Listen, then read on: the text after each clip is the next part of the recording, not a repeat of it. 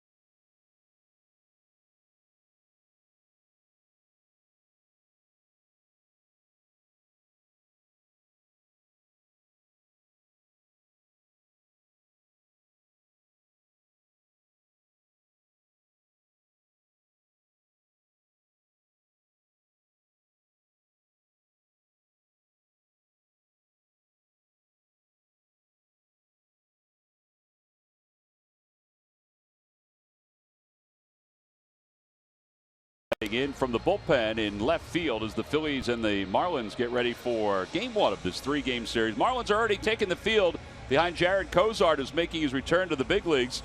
Let's take a look at the Phillies lineup, brought to you by Xfinity. Xfinity X1 will change the way you're experiencing TV. Cesar Hernandez leads it off at second. Odubel Herrera bats second. Maikel Franco hits third, followed by Tommy Joseph and Cameron Rupp. Freddie Galvis, the shortstop, will hit sixth. Cody Asche seventh. Batting eighth and playing right field again is Peter Borges. And batting ninth is Jeremy Hellickson. And they will face the former Phillies prospect, the 26-year-old from Clear Creek High School in Texas. He's 0-1 in the big leagues, Matt, 3-4 in the minor leagues, and command has been his big issue. Well, it has been his big issue. You can see he has 15 walks this year in 14 innings. He has a pretty good fastball, but he has a hard time spotting his fastball. He changes his delivery. Now he goes from the set instead of the windup. It is a different delivery right out of the chute. Cesar Hernandez with a little bit of sunshine glaring down at him with the roof closed. Takes outside. There's a scouting report on Cozart. 92.8, lives right around 91. Usually 3-pitch pitcher, and you can see 1-1. It's a pretty good ERA versus the Phillies. Little dribbler foul. 1 ball and 1 strike to Cesar. Cesar on this road trip 5 for 13 against the Pirates. Overall hitting .286 with 2 home runs, 24 runs batted in. See what he's done in his last 35 road games. You'll find a lot of the Phillies hitters' numbers are better on the road.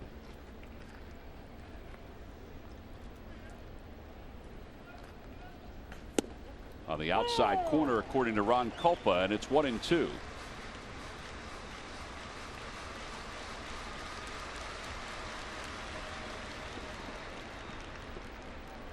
It'll be Cesar, Odubel Herrera, Maikel Franco. We'll talk about this lineup and whether Pete might make changes again as that breaking ball goes inside. Asking him today about Cesar leading off, he said, honestly, I am going to do it until he stops hitting. He said, you know, we're going to ride this as long as we can. He said, I don't want to move Odubel right now. He goes, I'm not sure why he's hitting better now in the number 2 spot. He said, but I'm going to keep him there too. Just a bit outside, 3-2. Awfully close to the second strike that was called. There is Odubel Herrera.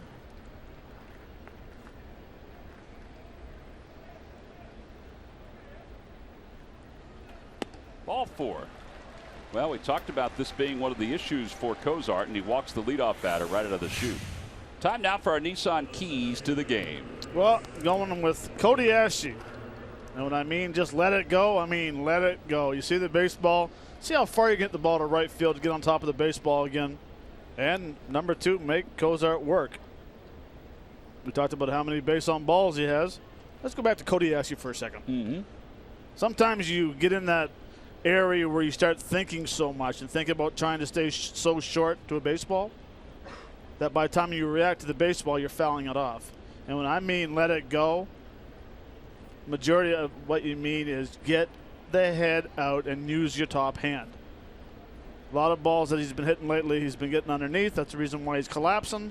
So if you think about hitting that ball down the right field line, boom, the barrel goes. Odubel shows bunt, takes a strike. It's 0-1. Everybody has different reasons why they struggle. You talked at length about Odubel, lower half. Yep. Lower half wasn't getting involved. Now it's a little more involved. He was 7 for 13 in the Pirates series. For Cody, it's the top hand. Top hand. Peter Borges, it's balance. Right? Maikel Franco, it's his front hip, left shoulder. Flies open too early.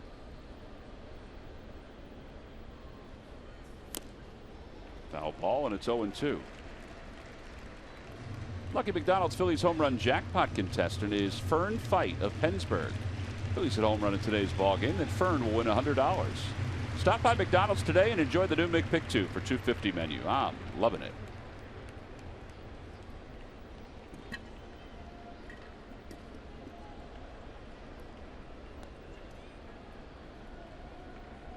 Odubel taking his time getting in the box. No balls and 2 strikes to him. And now Cozart steps off. Cozart's really sweating out there, isn't he? I mean, it is warm outside. It's not warm inside. Pitching tonight. I don't know. I did a hit earlier, and I sweat awful hard in this. Pitching tonight, as you saw Chen. Chen may be out for the year. Foul ball over the screen. It remains 0-2. 78 degrees inside, 89 degrees outside. There is Chen. Phillies saw him. They're worried about his elbow and whether he would possibly need Tommy John surgery at some point.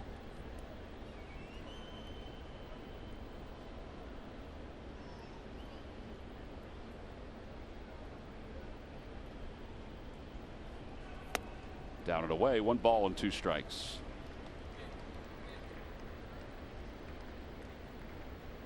The Marlins at the start of this year had hoped that Jarred Cozart would be the pitcher that he was in 2014 after they acquired him from the Astros. Don Mattingly didn't know too much about him, just from watching him as the manager of the Dodgers. But in 2014, he won 13 games and had an ERA of 3.69. Odubel stays alive.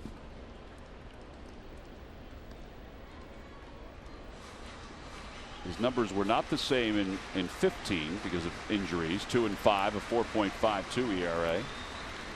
And out of the chute this year, he was struggling. See his percentage of pitches if you're wondering what he throws when you're watching the game.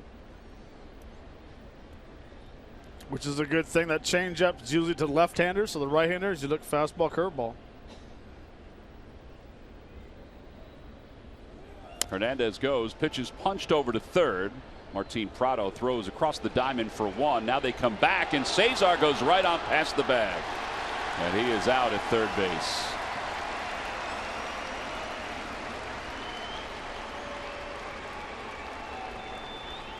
Well, Pete has always said, I'd rather you be aggressive.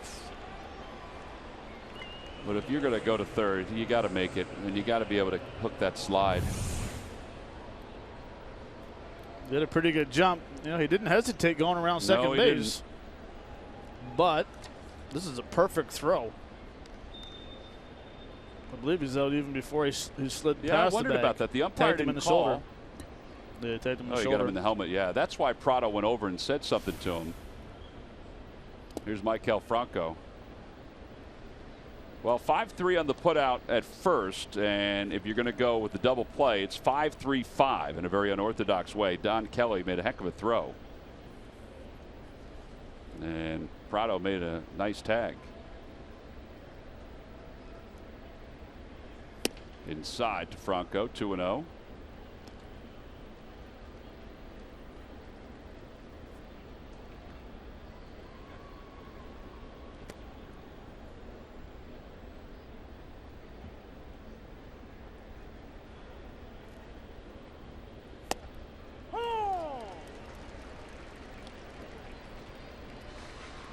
Two balls and 1 strike to Franco.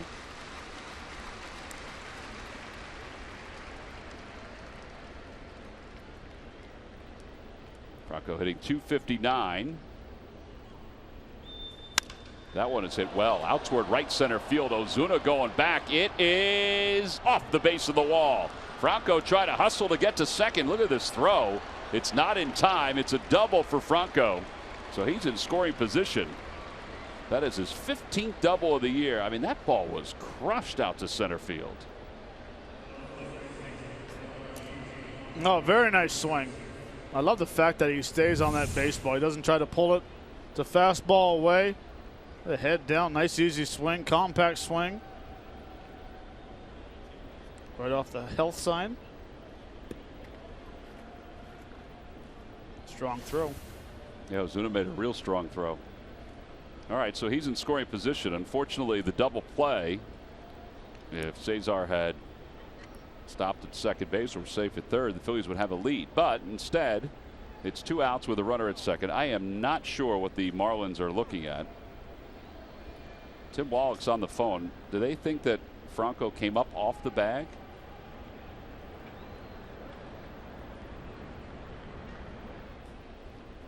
I guess that's what they were thinking, Matt. I have no idea.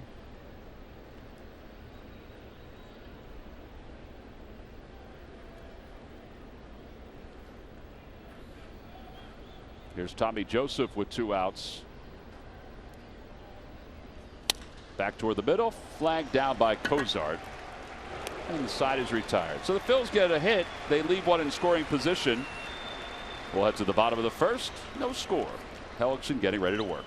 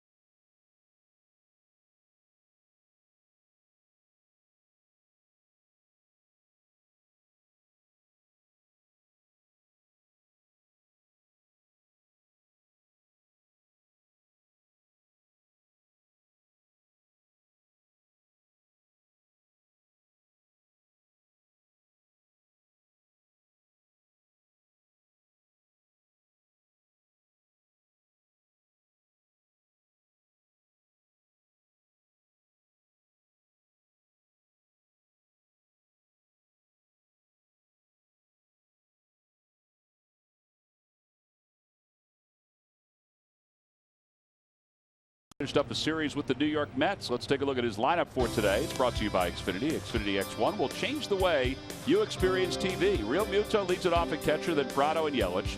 Giancarlo Stanton bats cleanup. Marcell Ozuna fifth. Derek Dietrich sixth. And the bottom third of Echeverria, Don Kelly, and Cozart. This is a lineup that will look different come Thursday because Dee Gordon will come back from his suspension. They will face Jeremy Hellickson, who is 7-7 with an earned run average of 3.84. And Matt, he's done a nice job against the Marlins this year.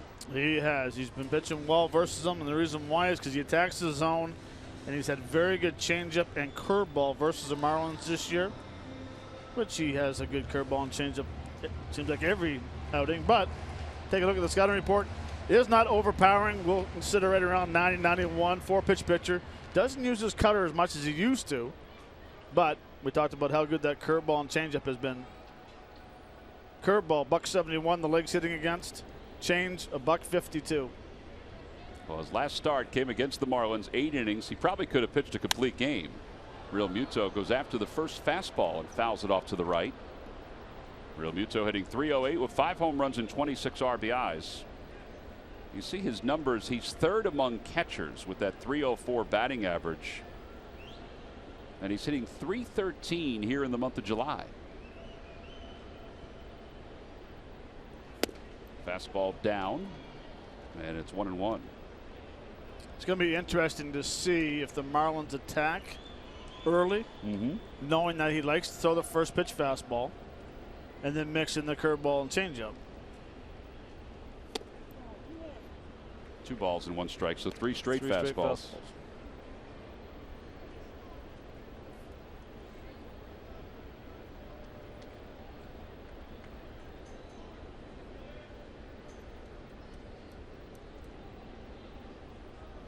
Off the hands, popped up foul. He may have swung at ball 3.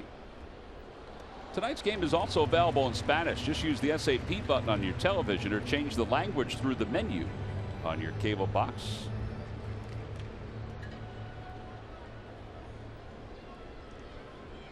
Two balls, 2 strikes to Real Muto. 2 for 13 in the series against the Mets. Off the hands again, popped up to the right side. Tommy Joseph says he has it. Jeremy Hellickson, though, is there to make the grab. Well, you don't see that often. A lot of times pitchers just get out of the way. He is a former Gold Glover, though. I mean, this is a good play for an outfielder going over and catching it over your shoulder. Hellickson looks like surprised. Like, what are you doing there? Maybe because it wasn't hit that high, but Tommy wasn't playing too far back. Ball's not carrying to right field right now. Here's Martin Prado. So he's reached base safely in 6 consecutive at-bats.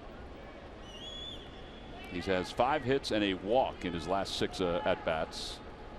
Takes a fastball. He's riding an 8-game hitting streak.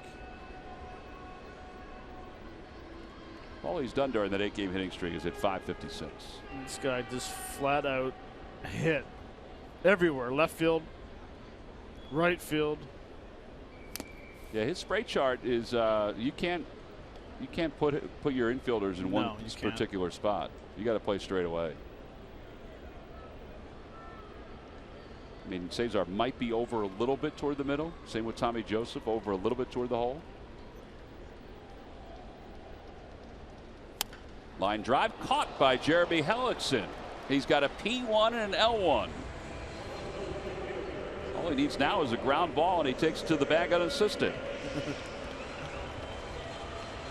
Well, this is, first of all, I don't know how he hits this ball that hard. Look at the location. It's going to bounce almost. Quick hands, quick. Look at that. That's a nice play.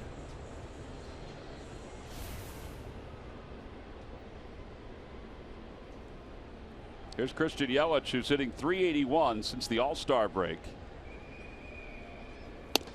First pitch fastball, or changeup, I should say, is in there. It's 0-1. It was up. Sounded like a fastball. It did.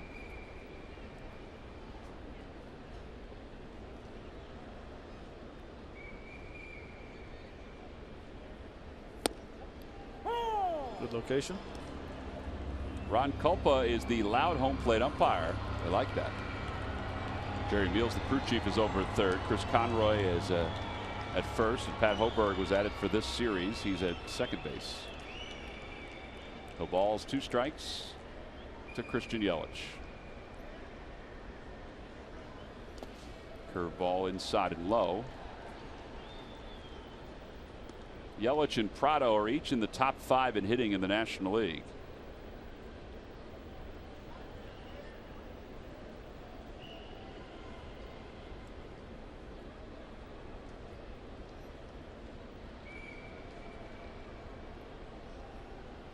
Change up, he rolls over on it, foul.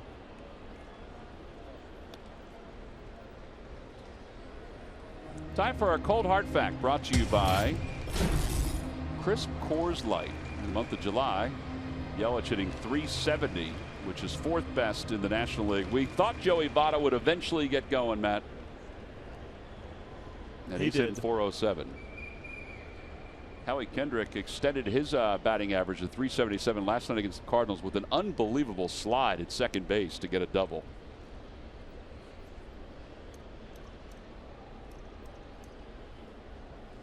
Inside, 2-2. There was the, well, I don't know if that was a cutter or not. 81 miles per hour. Pulled change. Yeah, maybe. Trying to front door change.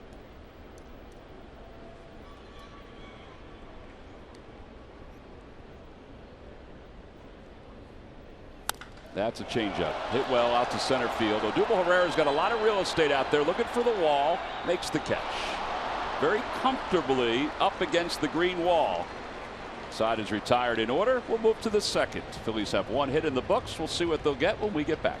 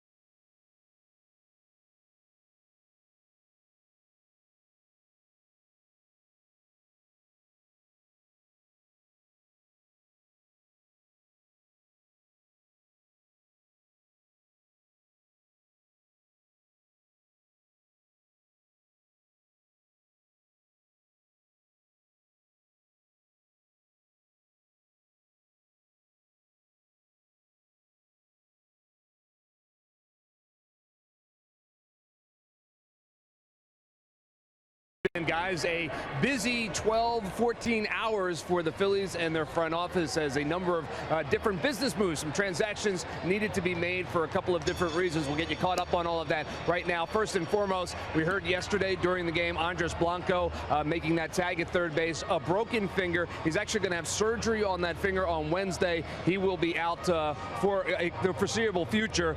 Recalled from Lehigh Valley will be Taylor Featherston to take his place. So Taylor is here and is available tonight. In other news, a rehab assignment continuing for Aaron Altair. It has now moved from Reading to the Lehigh Valley. That is where he'll finish his rehab assignment and presumably, when he is ready, be up here with the big league team. And then finally, we told you that Daniel Stumpf 3 days ago was placed on waivers. Well, he has cleared those waivers and then had to be offered back to the Kansas City Royals as part of the Rule 5 rules. And the Kansas City Royals did accept him back, and they have placed him in their Double-A facility. So he is no longer a part of the Phillies organization. Now he goes back and is now part of the Kansas City Royals organization as well. So that's all that's happening in the last 12 to 14 hours, guys. A very busy day in the transaction department. Yeah, asking Pete today about Featherston, I said, how are you going to use him? Are you going to use him like you used Andres Blanco?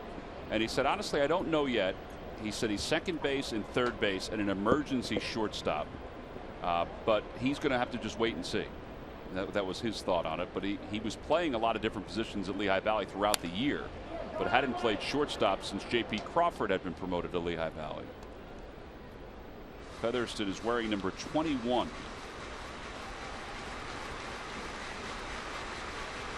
One ball and 2 strikes to Cameron Rupp.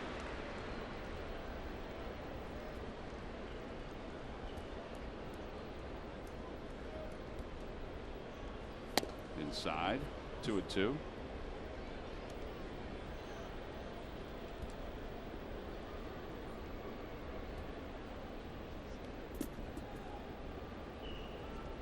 Cameron Rupp did not play yesterday after getting hit in the helmet on Saturday against the Pirates. Tested for a concussion. As he tweeted out, everything was fine. Fouls it off to the right, and it remains 2-2. Here is that hit by pitch in that ear flap the other day. He acknowledged that he was thankful that he did turn at the last minute. He said that he went back and looked at it. He didn't realize it was that late that he had turned.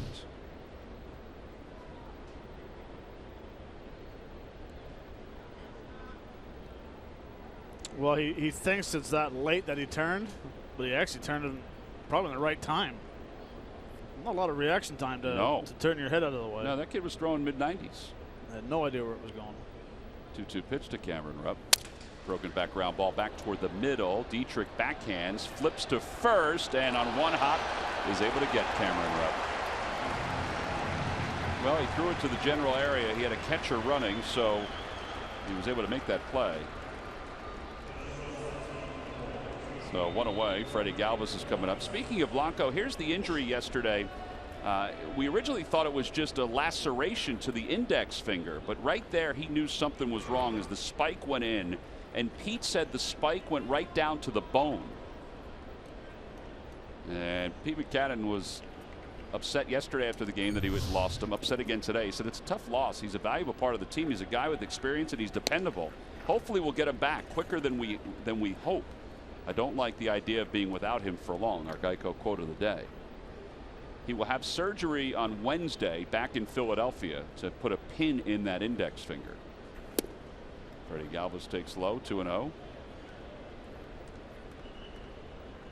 Dr. Culp, the hand specialist in Philadelphia, will perform the surgery. He was visiting with him today.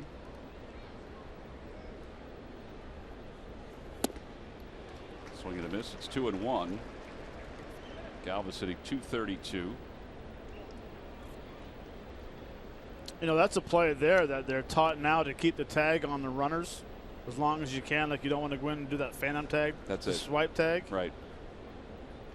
That one there, I thought he had no choice because it got caught up in his glove. I'm sorry, in the spike into the glove.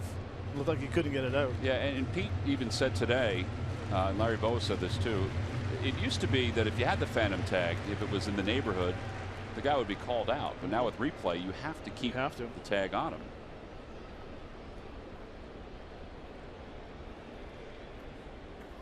Little dribbler back to the mound. Cozart steadies himself. 2 outs.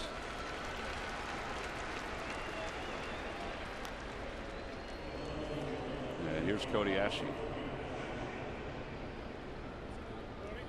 It's our first chance to see what Matt's hoping Cody will do, and that's just let it fly. Freddie slowly goes back to the dugout.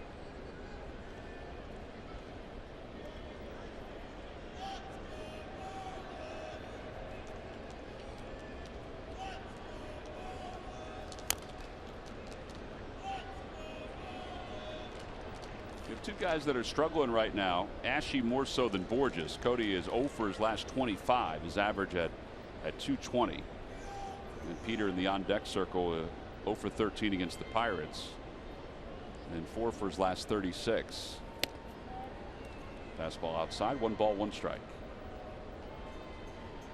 Sometimes as a hitter, you think about your mechanics and you think about being so quiet to the baseball that you forget to get back into your set mode and your attack mode.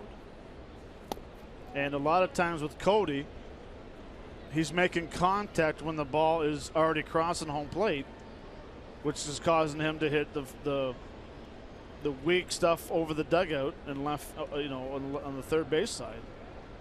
And by attacking it and throwing the barrel, you're going to get it out front. You're going to get it out front.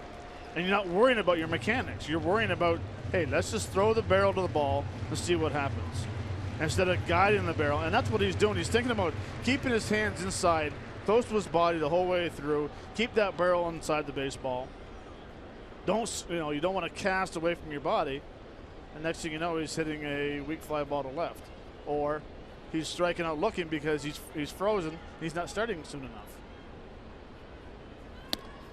Fastball runs outside. 3 balls and 2 strikes to Asche.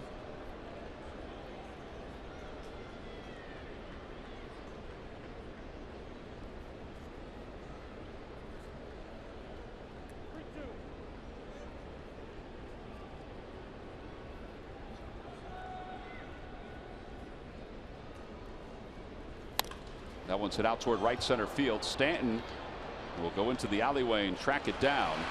Boy, that one just down toward the hands just a little bit, but it was definitely a better swing for Cody. 1, 2, 3, go the Phils.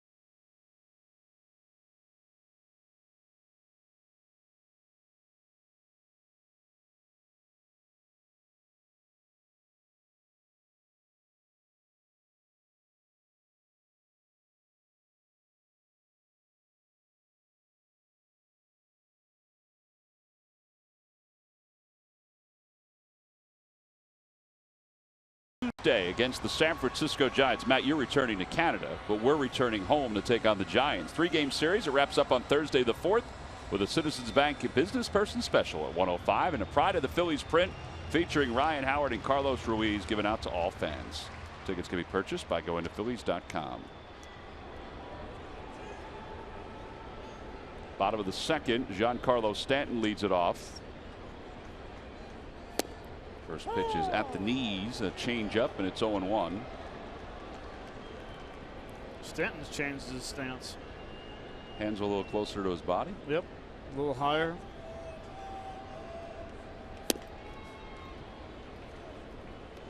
He was 6 for 12, or excuse me, 5 for 12 in the series against the Mets.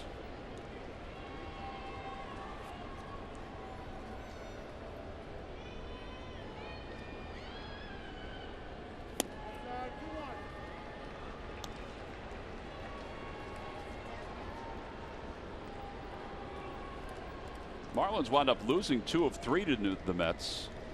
Mets got a lot of clutch base hits in that series. Fastball for a strike.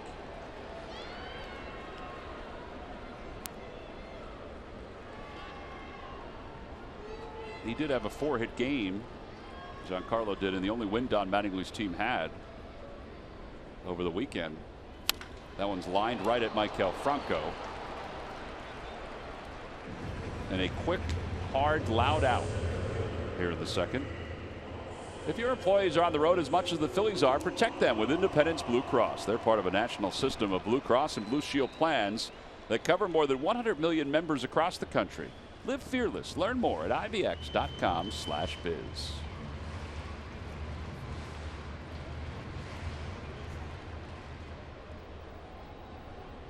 Here's Marcell Ozuna. His average is at 296. Phillies held him in check in the series in Philadelphia. And he was 1 for 11 against the Mets this past weekend.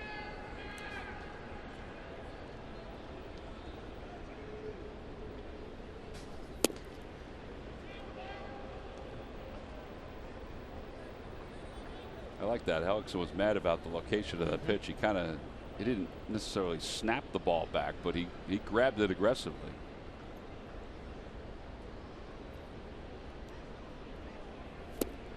Nice. Breaking ball, and it's 1-2. Now, why do you think he has tabled the cutter? Because we had heard so much about it. I mean, I know this pitch and the changeup has been working so well. It's a feel thing. If it doesn't feel right throwing the cutter. Cutter hasn't been moving as much. It's kind of been a flat, right to left, not that hard late break. And I think he's been leaving it out over the plate too much. The league's hitting 351 against it. So he never really threw a lot of cutters. I think he was playing with it in spring training a little bit. Out to left center field. Odubel Herrera will settle under it right on the track. And that high fly ball is out, number 2. Almost looks like a sinkhole out there where Odubel was. I think with Hellickson, I think if he had the confidence, now it's a dangerous pitch to throw. We saw Melanson throw it from the Pittsburgh as the backdoor cutter to left-handers, especially with 2 strikes. You set your catcher up outside corner and you backdoor that curve or backdoor that cutter. The lefties give up on it. It is a weapon to use. Mariano Rivera used to throw the cutter inside all the time to left-handers. Later in his career, he changed. He went back door with the cutter. You can never hit it.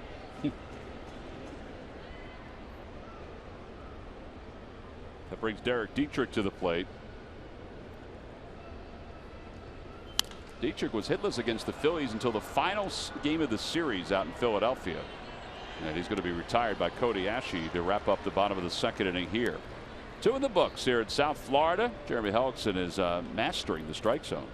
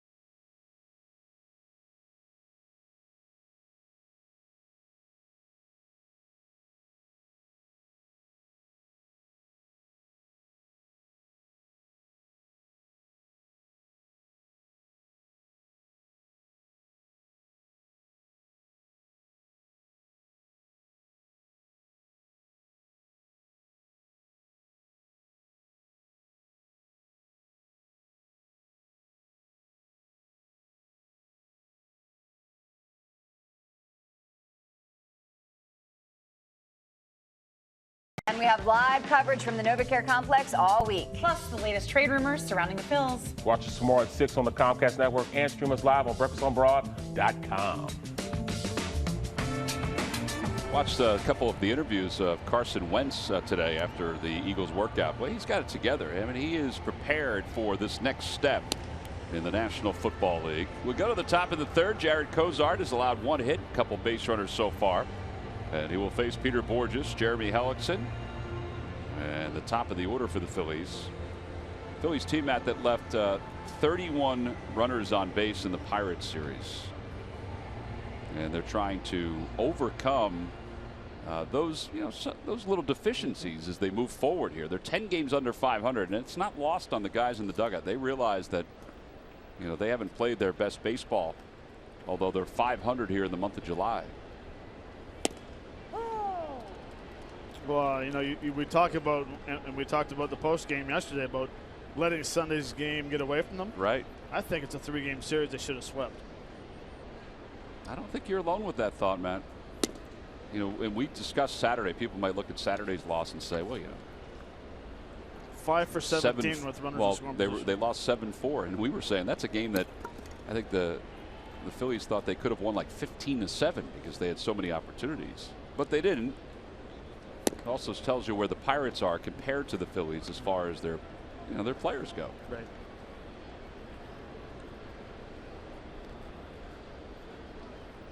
It's not just one guy either. It was across the board.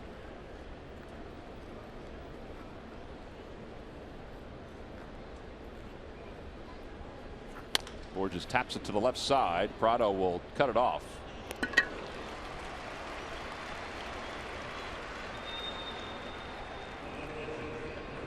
Bourjos is retired. Jeremy Hellickson is coming up. Phillies have 10 or more hits in 4 of their last 5 games. Their average at 271 since the 20th of July. That's good. And then this is where the issues have been over the last 5 games, which has included the series against the Pirates, the last 2 against the Marlins. Their batting average with runners in scoring position is 182.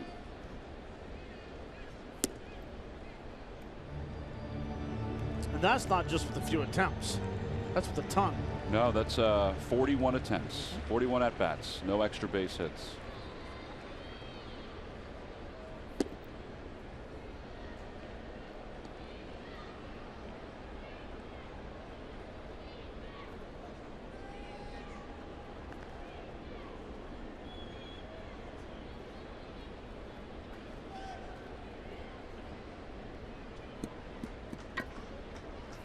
Three balls and no strikes to Hellickson.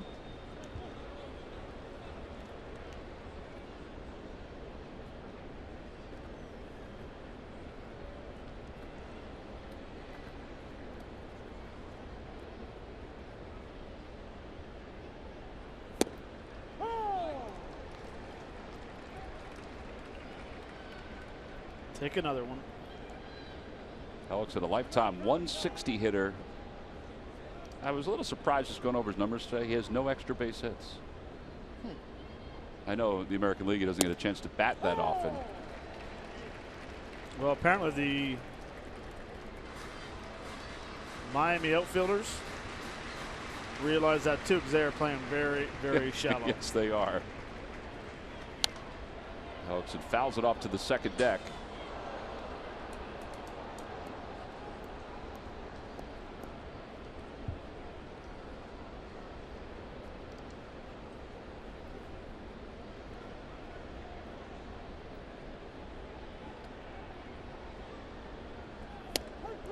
And Hellickson's down on strikes and 2 outs.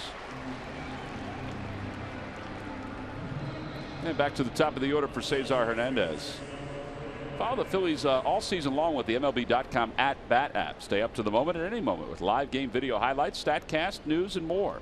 Download MLB.com @BAT, the #1 app for live baseball on your phone and tablet. That is Cozart's first strikeout. And now Cesar Hernandez, who walked his first time up, shows bunt, takes a strike. I think when Cozart was with the Phillies, I think folks expected he would be more of a strikeout pitcher. And there's nothing wrong with not being, to be more of a contact guy, but you just can't walk the amount of batters that he's walked. But he's worked ahead of Cesar here. It's no balls and 2 strikes. Well, look, that last pitch he just threw was a very good changeup. But if you're only going to throw the changeup 6% throughout a game, you're not going to be a strikeout pitcher. You're not going to be able to fool major league hitters with 2 pitches, a fastball and an overhand curveball. Well, I guess the curveball is going to be overhand unless it throws a submarine. Well, that's a lot of walks per 9 innings right there. That's a ton. Yeah, that's crazy, that number. It's just being too fine with the fastball, trying to spot it outside all the time. He was not the foundation piece of the trade for Hunter Pence. The Phillies traded Cozart, Jonathan Singleton, Domingo Santana, who's now with the Brewers, and Josh Zeid. Might be Zeid, I don't remember, but 4 players for Hunter Pence. Up and away, 2-2.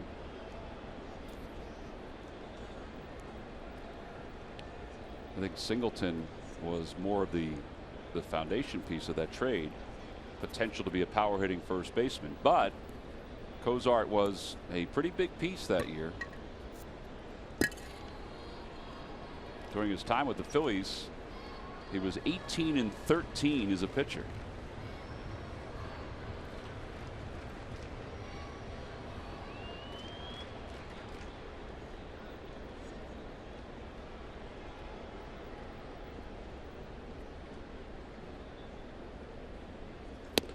Three and 2 to Cesar. So he walked his first time up, and he's worked the count back full 3-2.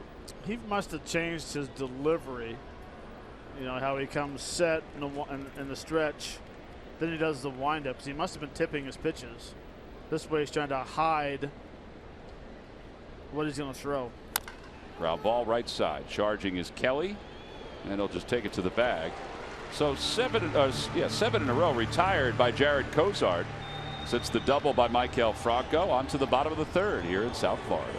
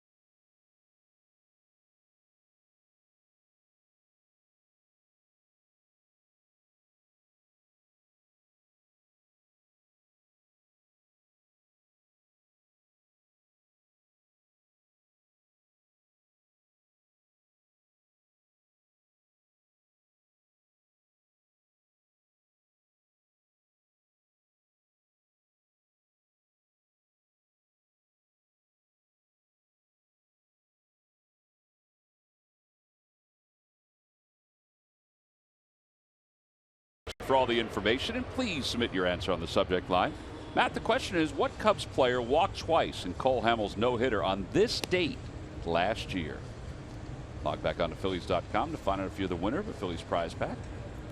Cole's Foundation tweeted out a reminder that today was the no-hitter, and the phrase was, it's funny what happened, basically how things change in a year. Cole throws the no-hitter for the Phils, and then he gone. Is eventually traded to the Rangers. Does not make his next start with the Phillies, and is having a very good year for the Rangers. Here's Echeverria to start the bottom of the 3rd.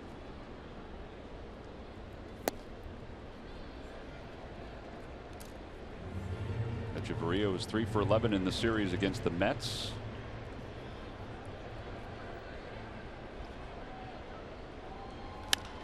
Fly ball to right field. Peter Borges will float back under it. One out. Don Kelly's coming up. So what does that mean? That means it's time to talk to Greg Murphy. Murph? Well, thank you very much, Tom. Well, we're looking at the National League East and what the teams have done against the other teams in the National League East. When you talk about wanting to win a division, which the Marlins are certainly trying to do, although they've got their work cut out them to catch those Washington Nationals. But in order to get in the postseason, well, you must play well against your division. The Nationals are certainly doing that, best in the division at 30-14. Look at the Marlins, though, 7 games under 500 against the East. That is something that they've talked about and they say must change as they go through the rest of this season. The way the schedule is laid out, you play a lot of your teams in division in the final month of the season. We'll see a lot of the Marlins and the Mets and the Braves at that point, and they will as well. So they're going to have to play well against their division down the stretch if they're going to want to get into that wild card or perhaps even win the division, guys. Yeah, those numbers by the Nationals, I mean, that is impressive. Even for a division leader, being 16 games over 500 against your division. At this point, I think that's impressive. But what Murph's talking about, he's right on with that. The Marlins need to be better against the division. I mean, just even this past weekend alone, what they did against the Mets. The Mets got some good pitching. Now they're still a half game over the Mets in the standings and ahead of them in the wild card.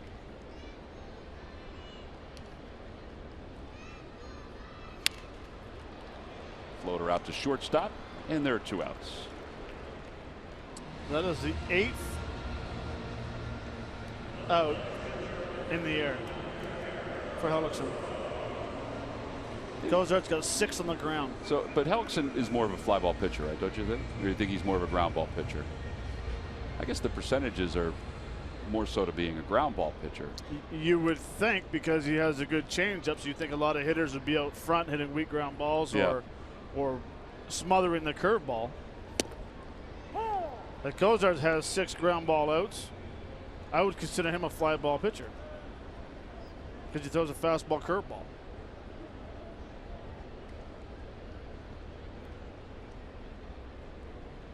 Cozart is 6 for 43 lifetime as a hitter.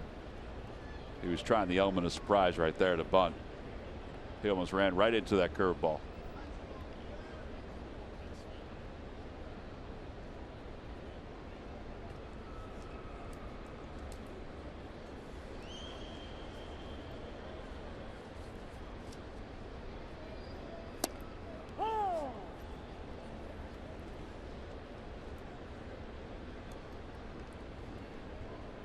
You got to love when a hitter fake bunts with a strike on him.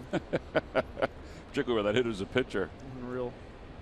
And he's down looking on strikes. He seemed to be content to just head on back to the dugout, get his glove and hat, and roll on back to the mound. 9 up, 9 down for Hellickson. We'll move to the 4th inning here in South Florida.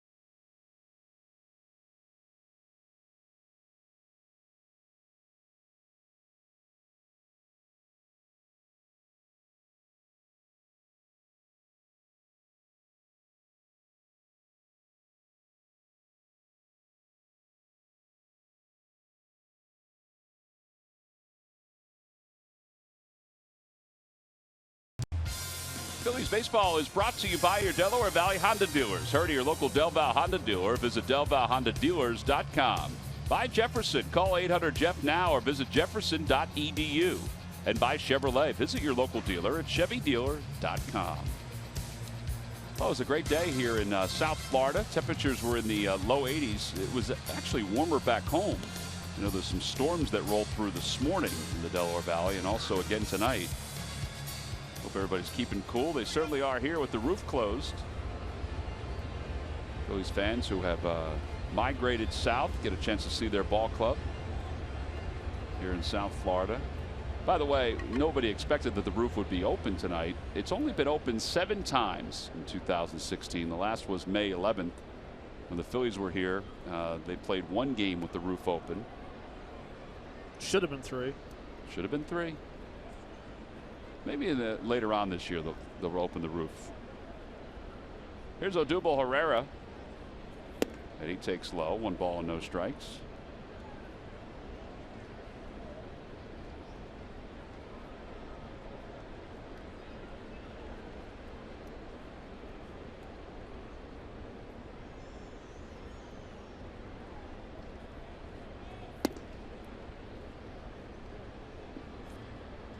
Odubel hit into that 5-3-5 double play.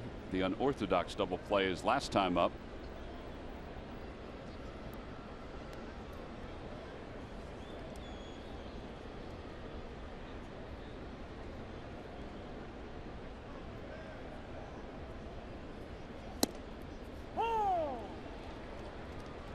It'll be Herrera, Franco, and Tommy Joseph.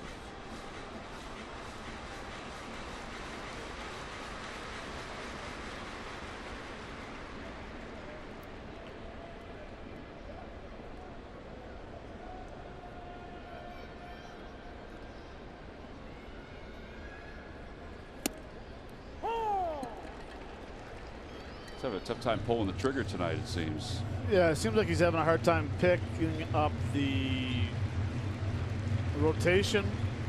I don't know if the delivery is throwing him off a little bit. Not sure why it would.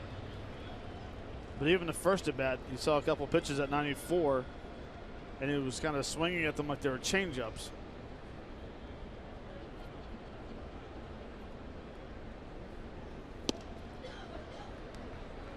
Well, he certainly wasn't in that mode in Pittsburgh. There may have been a couple of at-bats that he looked a little quirky.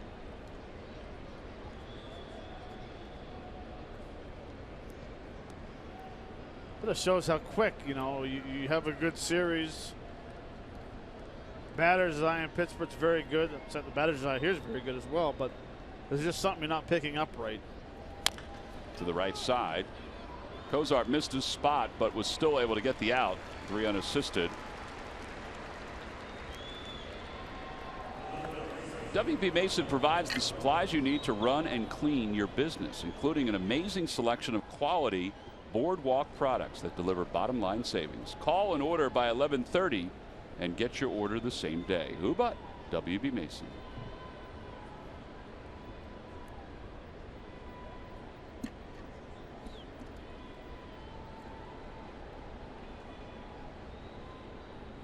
Maikel Franco doubled his first time up off the wall in right center. And he takes a fastball for strike 1.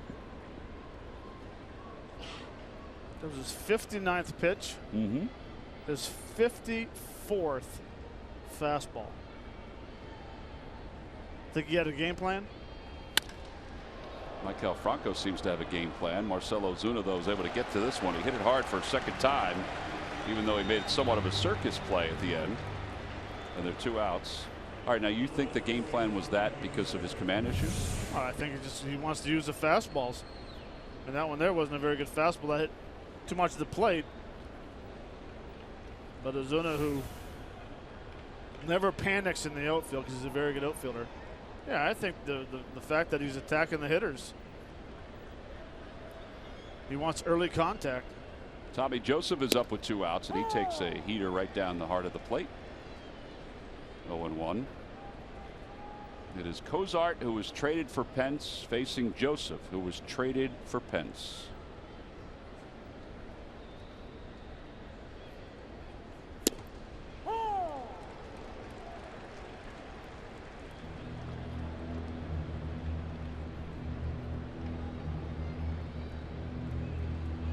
See what Tommy's done over his last 13 games. His average hit, according to StatCast, goes 260.2 feet.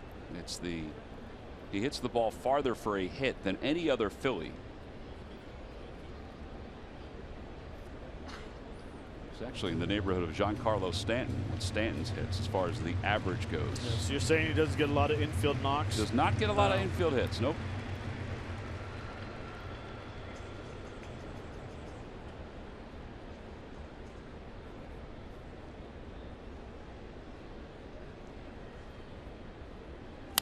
Ground ball foul pass Juan Samuel.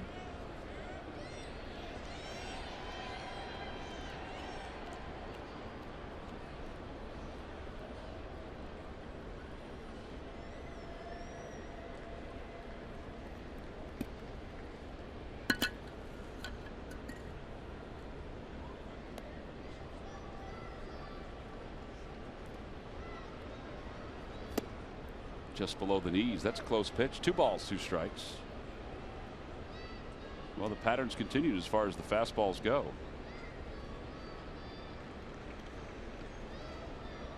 I mean, why not? You've given up 1 hit off a fastball. And a lot of ground ball outs. Curveball through the hole on the left side. Gives up a hit on him.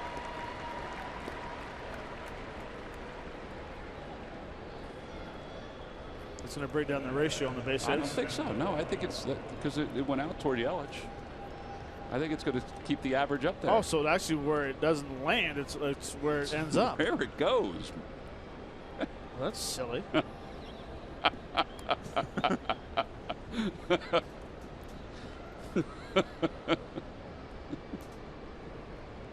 Here's Cameron Rupp. Cameron grounded out to second his first time up on a fine play by Dietrich. It was back toward the middle.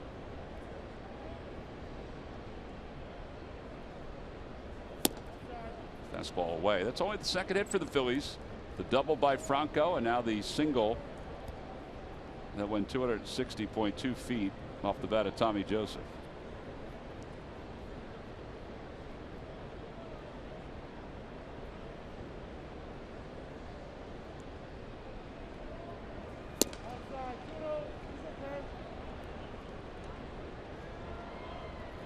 It'll be interesting to talk to Cameron Rupp tomorrow about how he reacted to the first pitch you saw. You know, first time stepping back in the batter's box after taking one in the ear.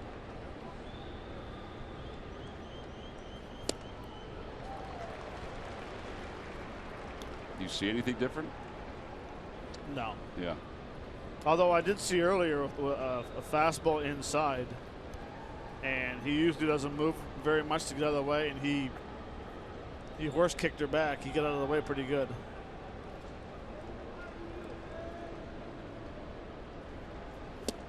Swing and a miss. 2-2.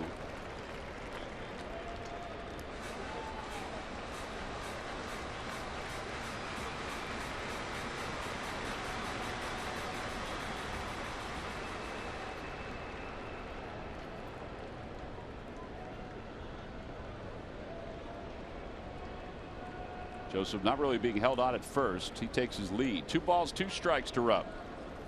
Little tapper past the mounds. Charging is Dietrich. He barehands and throws. And for the second time, Dietrich makes an excellent play to take care of Cameron Rupp. 3.5 in the books. 2 hits for the Phils, none for the Marlins. We go to the bottom of the 4th.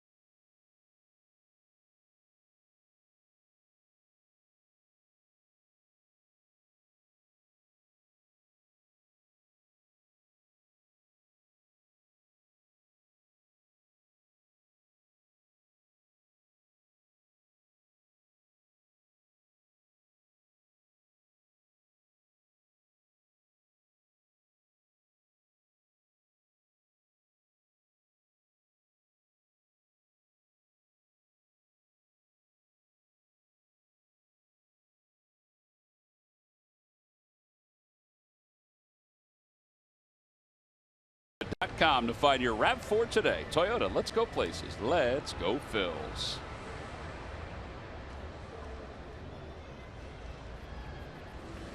Up to the bottom of the 4th inning. Well, with Matt Stairs and Greg Murphy, I'm Tom McCarthy. It'll be the top of the order for the Marlins. Second time through against Jeremy Hellickson. JT Realmuto, who popped up to Hellickson his first time up. We'll lead it off once again.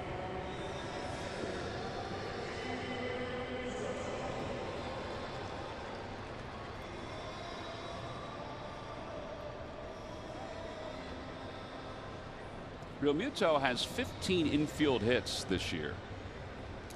And that's part of a Marlins team that has 93 infield hits, which is 3rd most in Major League Baseball.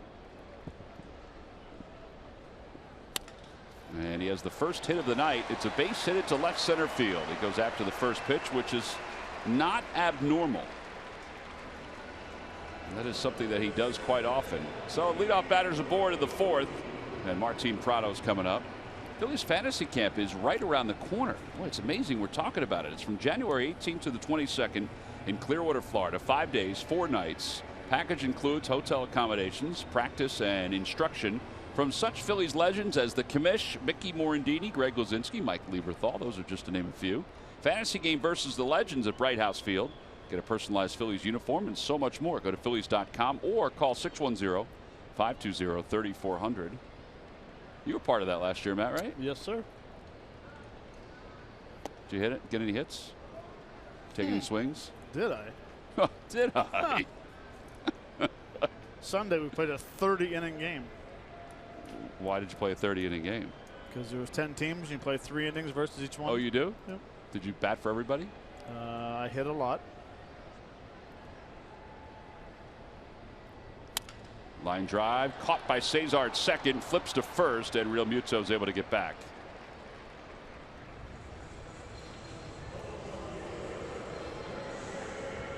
So 1 away. Yelich is coming up. You know, I mentioned the uniforms. You get your own Phillies uniform, and I would think for Phillies fans, if they have a particular number or a favorite player that they have loved for so long. I mean, Schmitty probably, there's a lot of number 20s, I'm sure, that are down there. I mean, but what is the best thing about fantasy camp if you're a participant? Wow. Take your pick. I mean, you got the experience of being treated like a big leaguer for 4 days.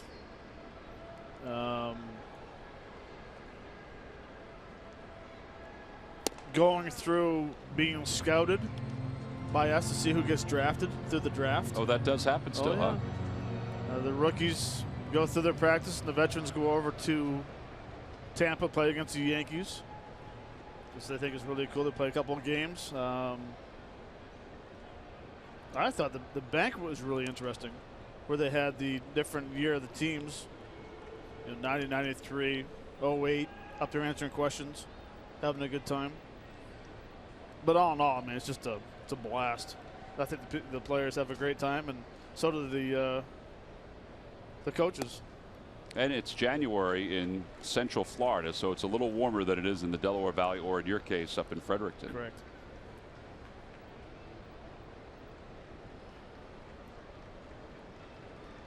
But I tell you what, it is a long, long day. Double headers. A lot of hitting. Fastball runs outside. 3-0 now to Yelich. A lot of icing. A lot of sore people after that first day.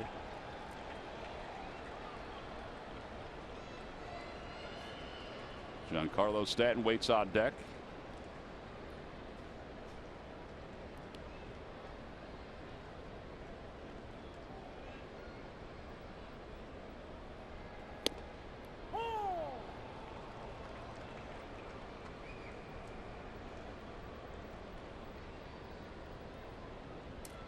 Kangaroo Court every morning. Oh, it's every morning. Every morning. Oh, I thought it may be once or twice a week. Every morning. And there are some good ones. Who ran it this year? Kangaroo Court. Commish. Randy Reddy. Yelich was late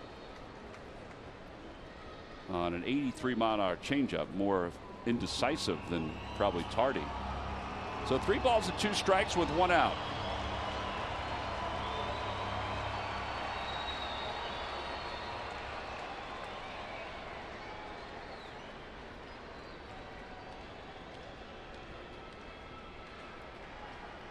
Realmuto goes, pitch is fouled back. I was about to ask you if you thought he would run. I was hesitant only because Stanton's on deck. Yeah, but Yelich is the guy who's been swinging the bat very well. You saw the numbers in July. Good contact hitter. Well, dating back to June 27, his .339 average is second only to Jose Altuve, who was hitting .346 during that time. And that's only part of the story.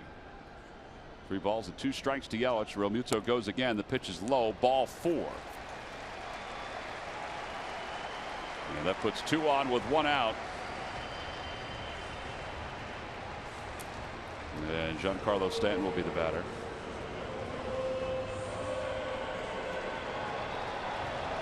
Stanton lined out to third his last time up. Altuve, by the way, had 2 more home runs yesterday, so he's already eclipsed his high from last year. He's hitting .360. He has a American League leading 139 hits already. He's 5'6". I mean, just what's wrong with that? There's nothing wrong with that. But he's putting up really good numbers. I mean, putting up some power numbers. He is. He's the game the other day had 2 3-run shots. One he hit the left center. Yeah. Was a bomb. Then of course you got a cheap one down the left field corner. Crawford boxes. Oh yeah.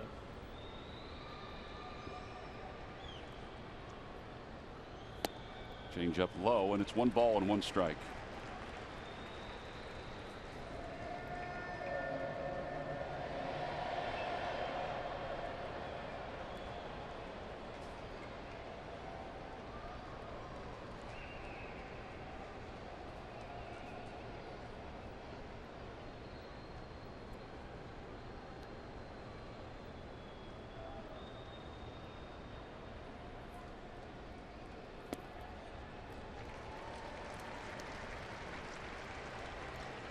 Jerry taking a beat out there because now he's fallen behind Stanton 2-1 with runners on first and second.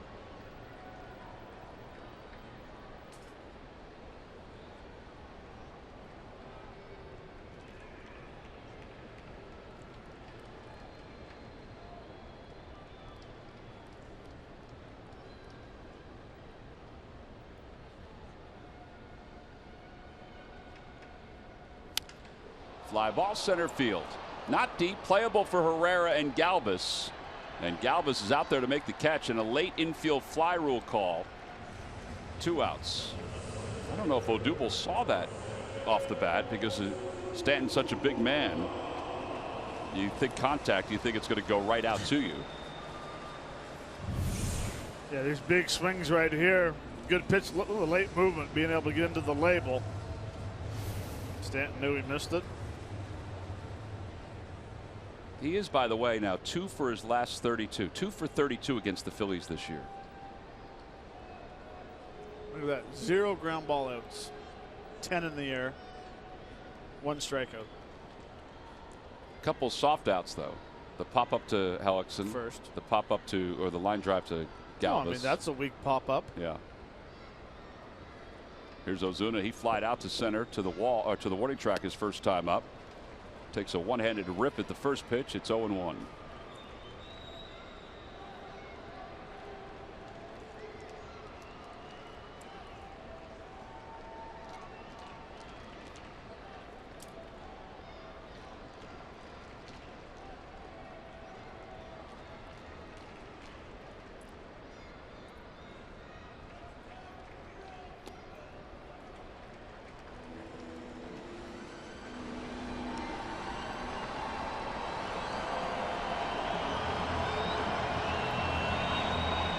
The Marlins are probably pretty happy that they did not trade Marcell Ozuna. There were reports last year that they were shopping him, even though his numbers have dipped since the All-Star break, hitting .194.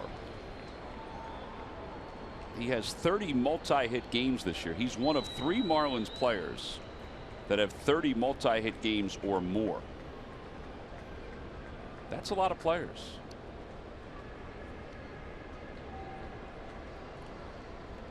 as Hellickson turns back towards second. Real Muto goes back. You know, I thought last year when he got sent down, I said, I like him a lot. I think he's a very good player. To me, he's their MVP this year. Yeah, Yelich is having a good year. Stanton's hit some absolute bombs to left field and straight over center, but his ability to play center field and shut down the first or third game as well. Out in front of a changeup, it's 1-2. Well, they got to fool him one more time here with runners on first and second.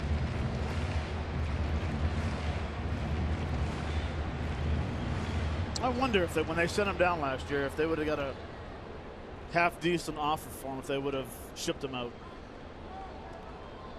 It's a good question. I think a lot of people felt the same way you did, that potentially he could be a game changer. No, I think so.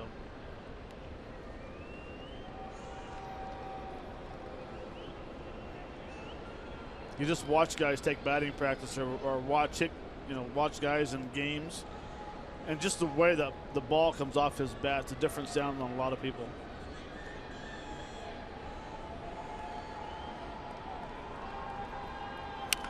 It's sharply to shortstop. Galvis has it, goes to second, and Hellickson is able to work out of the potential jam here in the bottom of the fourth inning. So he gets his first ground out of the night. Fielder's choice goes 6-4. We'll leave for the fifth inning in a scoreless game.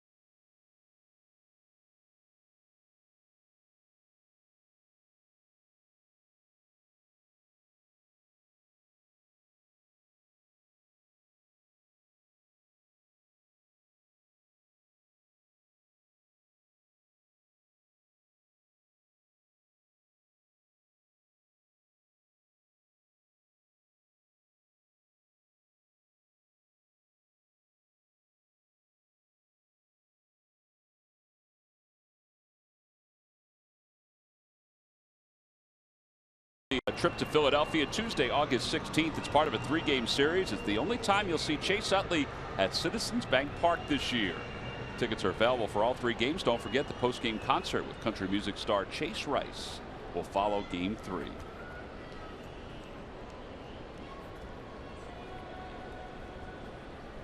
Freddie Galvis will lead it off for the Phillies. It'll be Galvis, Ashe, and Borges as we go to the top of the 5th inning. And Cozart, as he's done most of the night, starts the hitter off with a fastball.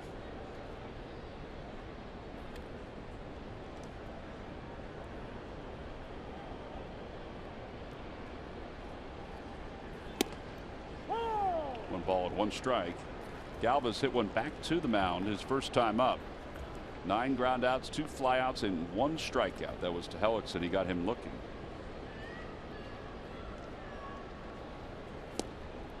Freddie opened up a little bit too much on that to make it 1-2.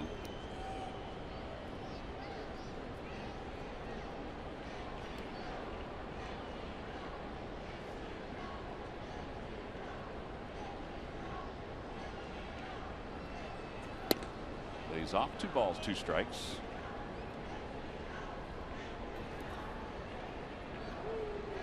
Phillies, the last time they faced the Marlins, had 5 home runs and 7 extra base hits, but they scored only 10 runs in the 4-game series. They had 178 as a team.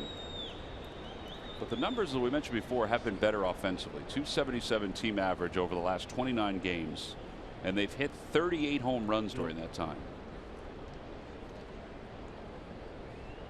And now the 3-2. And Galvis will stay alive, try to get on base to get something going here in the top of the 5th inning. I saw a stat today that I was shocked, stunned actually, that they swing at 50% of the pitches they see, the Phillies as a team. And their whiff percentage is even higher as Galvis strikes out. Second strikeout for Cozart. Cody Ashley's coming up. So this is the 11th game that the Phillies and the Marlins have faced off against each other. And the Phillies have won 5 and lost 5. Pitching's been very good for both teams. In fact, the starters have been excellent for the Marlins, and Pete Mackanin, I don't think he would turn his head on what the Phillies starters have done. Oh, no. Cody Ashley watches that one go outside. 1 ball, no strikes. You look at the numbers and be happy with 5-5 record. Yeah, I think the last time the Phillies were down here, they just capitalized on mistakes that the Marlins were making. Off speed pitch, 1 ball, 1 strike.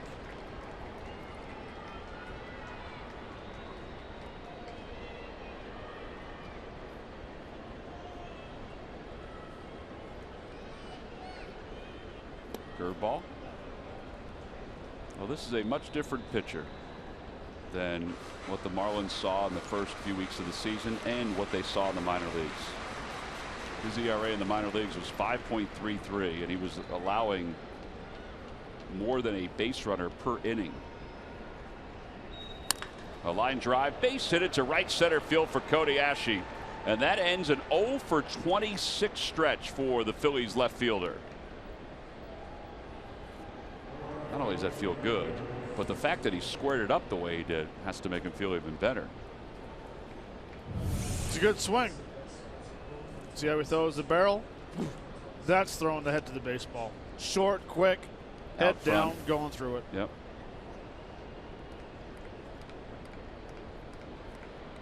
Totally different. That swing, his last swing was a very good swing. The one he threw it just to right center, to what we saw in Pittsburgh. Peter Borges fouls one into the first base dugout.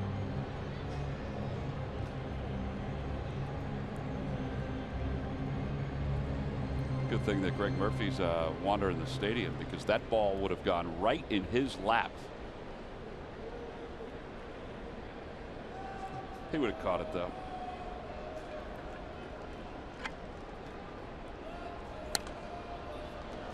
To the upper deck.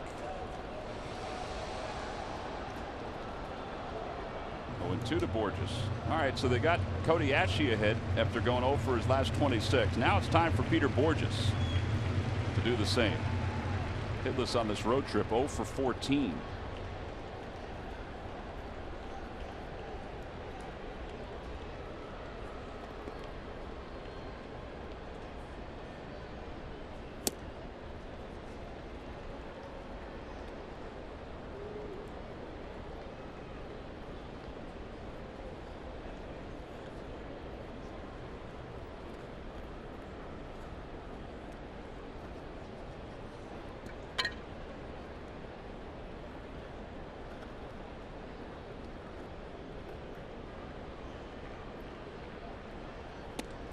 Inside, 2-2.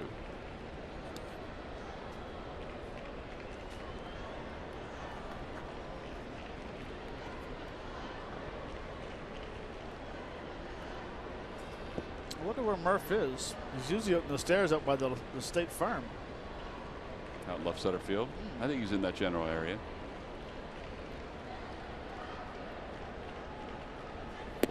Three balls, 2 strikes. Hellickson is on deck. I could tell you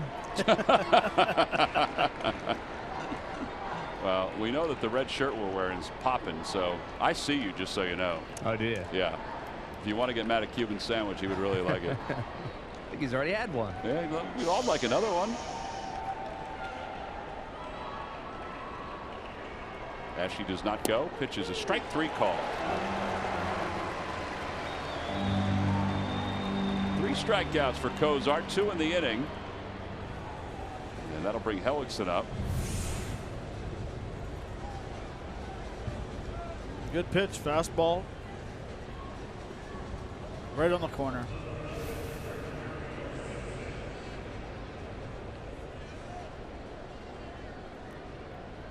And what made that such a good pitch on 3 and 2 is that he threw a lot of fastballs away, early slider, or his curveball away, and then he surprised him with a fastball inside. Had him leaning out over the plate. Couldn't pull the trigger. Hellickson fouls it back.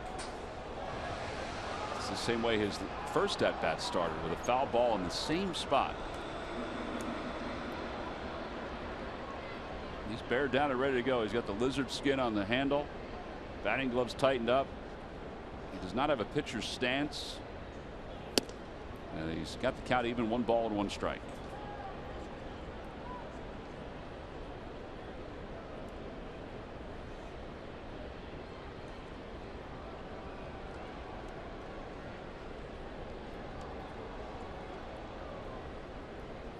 Two and 1.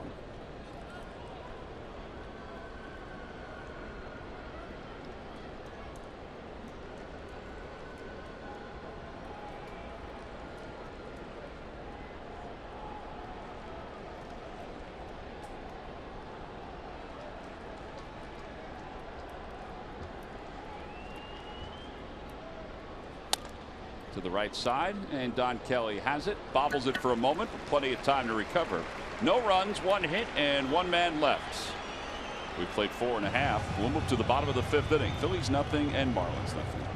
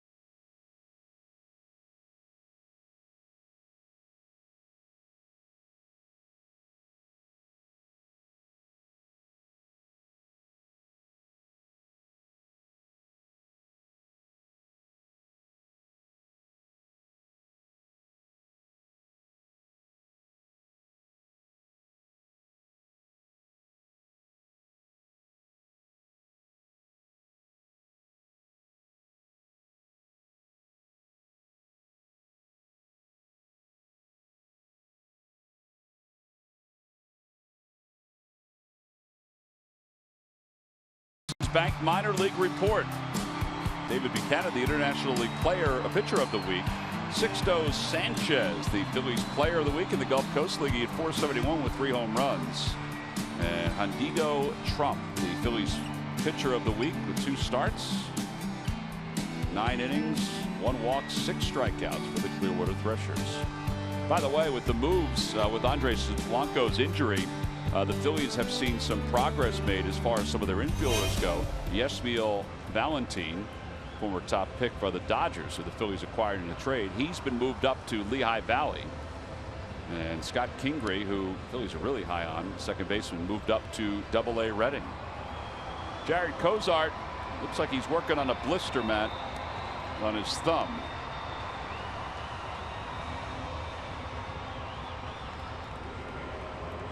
Blister on your thumb that you usually get from curveballs. Is that Murph filming that? Is he in line? He might be. No Murph? blisters there. Murph, you're not moving. I see you above number 28. Go to your left. Taste of Miami here in South Florida.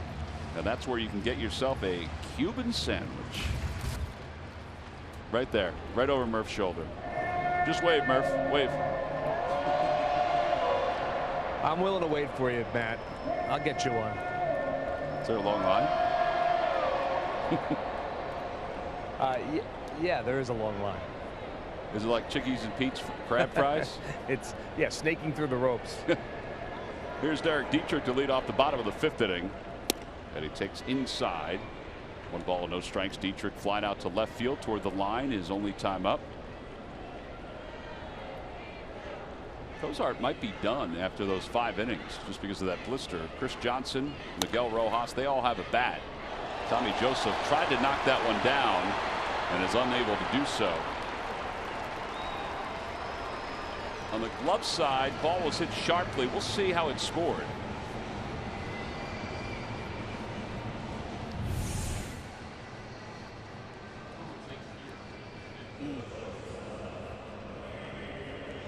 Kind of want to try to catch that ball out in front a little bit more. Little stutter step before he went to his left.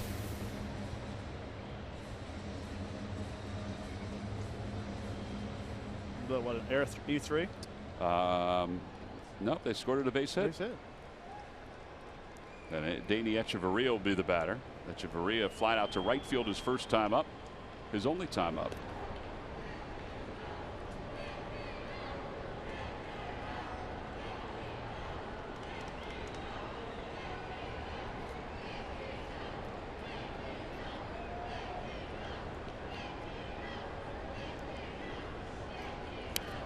Ball's bunted foul. By the way, they've just changed the scoring from a hit to an E3.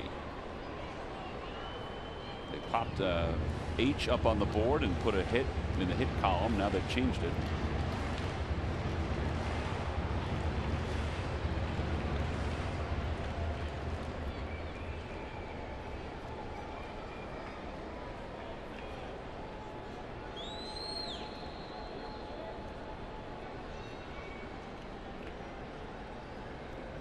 Echeverria bunts it again, foul, 0-2. You would think somebody like Echeverria, his style of hitter, would be able to bunt without a problem. Well, some guys who are very good bunters for base hits have a hard time sacrificing. Oh, really? Well, as a sacrifice, you start thinking too much. Well, that's true. All right, get the barrel out. Don't stab at it. Where if you're bunting for a base hit, it's just more of a reaction.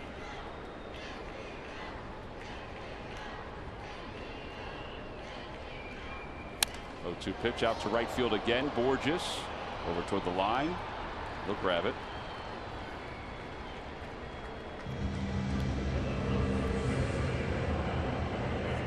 So Hellickson gets the first out.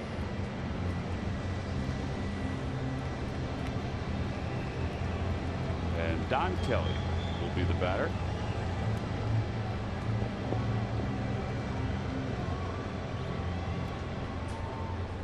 Ichiro, by the way, has come out of the on-deck circle to pinch hit.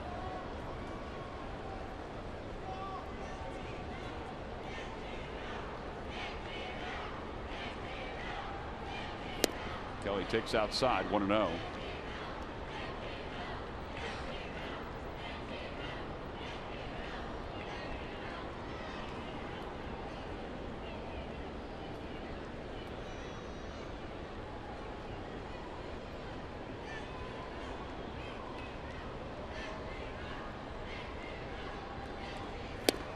Outside again, 2-0.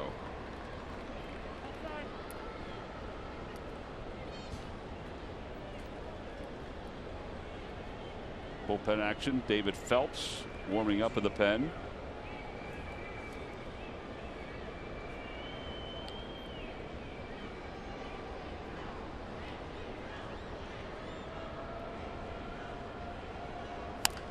Down the left field line, that'll slice out of play.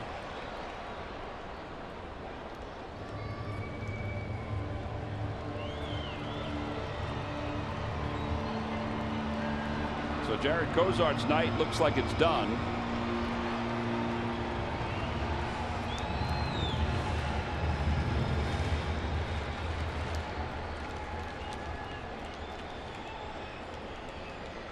outs. He takes a peek over at Dietrich, taking his lead off first. There he goes. Pitch is lined out towards center field. Odubel Herrera is under it. They're going to get a chance to double him up. Odubel's just got to let it fly. He took a little bit of time, but he's able to throw a strike over to first base. A double play, and the side is retired. That wraps up the 5th inning. That play was right in front of Dietrich. I don't know if he was deked or if he forgot the outs. Either way, the Phillies will take it as we go to the 6th.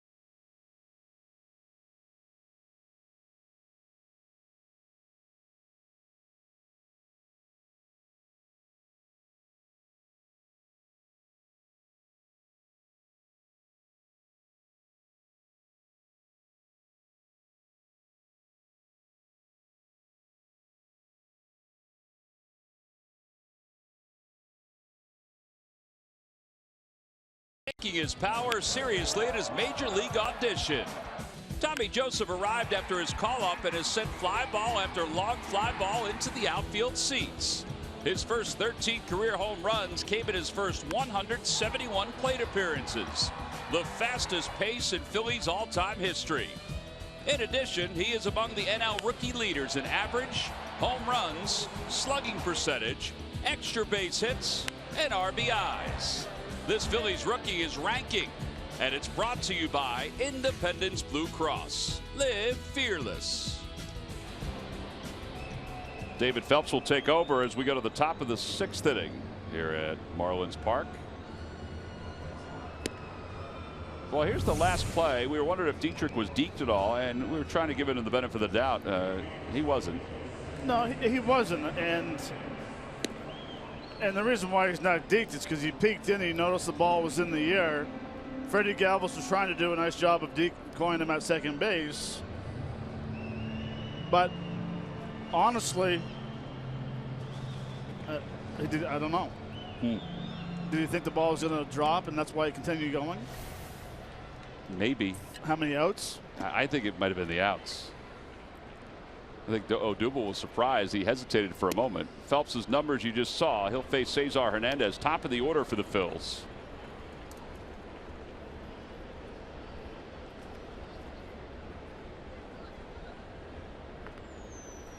Cesar takes a strike. It's 0-2. Cesar grounded out, and he also walked.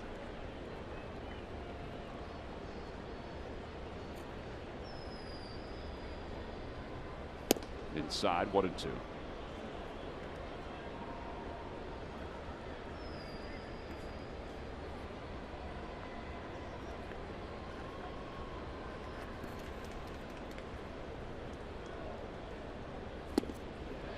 Well, he threw a changeup, and Cesar's out front, so he's down swinging. Tomorrow at 4:30, it's an all-catcher edition of Phillies Clubhouse. Cameron Rupp talks about his success as a hitter this year. Plus, meet one of the best catching prospects in baseball, Reading's Jorge Alfaro. Watch an all-new Phillies Clubhouse tomorrow at 4:30, right here on CSN.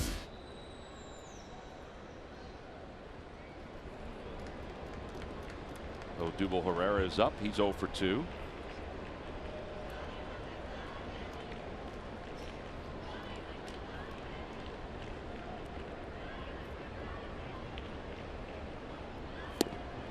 No balls and 1 strike.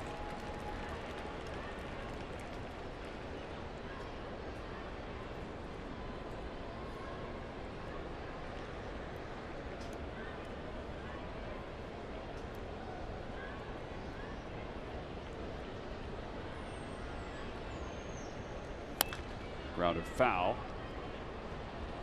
And it's 0-2.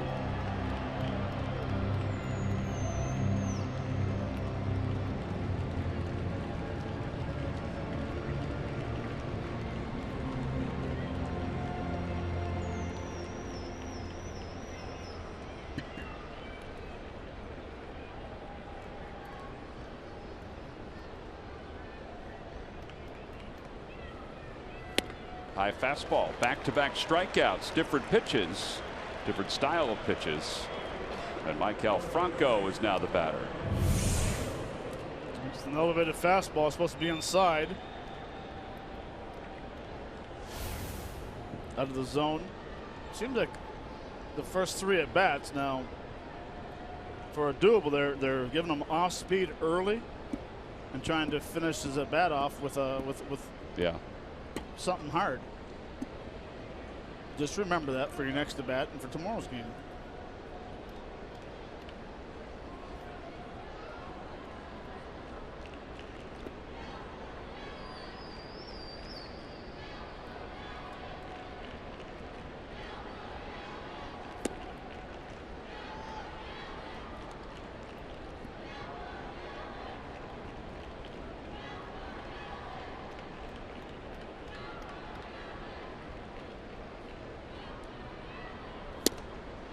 One ball and 1 strike to Franco. Franco is 1 for 2. He's doubled. He's also lined out sharply to center.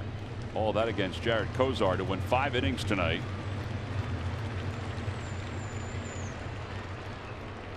The Marlins are thinking, all right, he held him scoreless. Let's get out of Dodge before we have any additional troubles 3rd time through. Phillies managed 3 hits.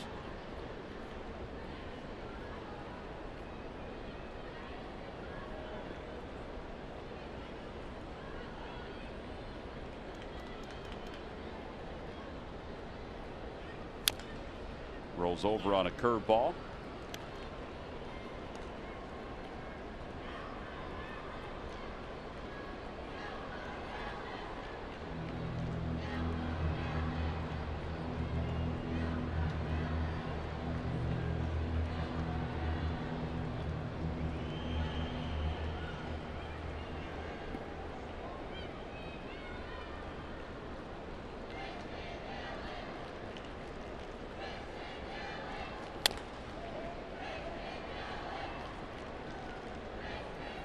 Pretty good mix of pitches by Phelps in this inning. He's the kind of guy that can go more than 1 inning, and we'll wait and see what happens. He's due to lead off. His spot is due to lead off in the bottom of the 6th, so this is probably a 1 and done.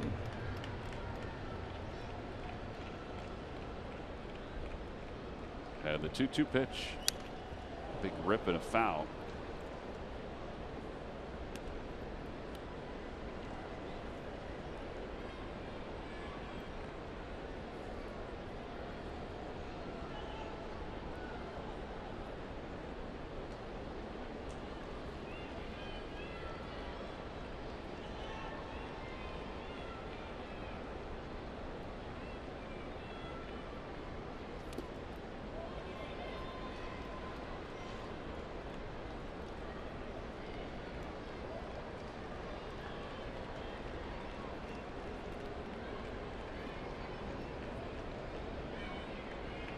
Three-two, you still have the same approach or same thought process of maybe a 2-2 pitch.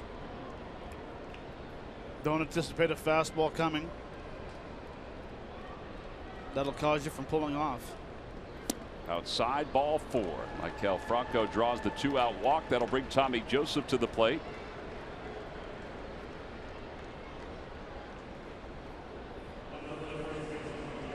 Tommy Joseph is 1 for 2. He hit the ball hard his last time up with a ball through the hole on the left side.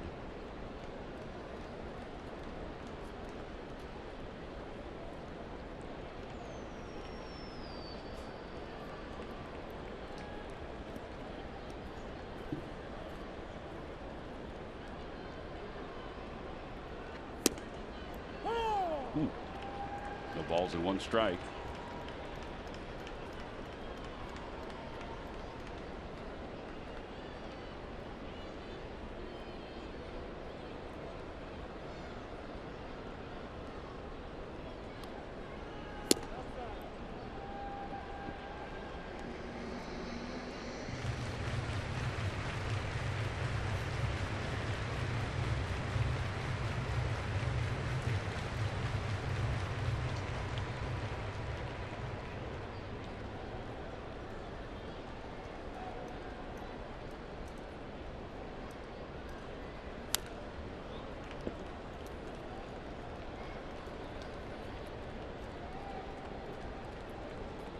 Looked like frustrated body language from Tommy Joseph on that swing.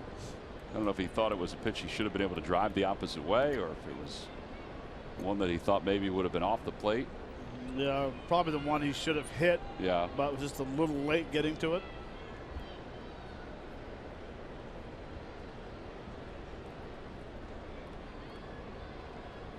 In the dirt, lays off 2-2. Ball in the gap won't necessarily score Maikel Franco, even though these gaps are big. I would think left center field, definitely. Right center field, it depends, because you have two really good arms out there. Yeah. It's a big ballpark. Maikel does not run well, though. I think like up here would work.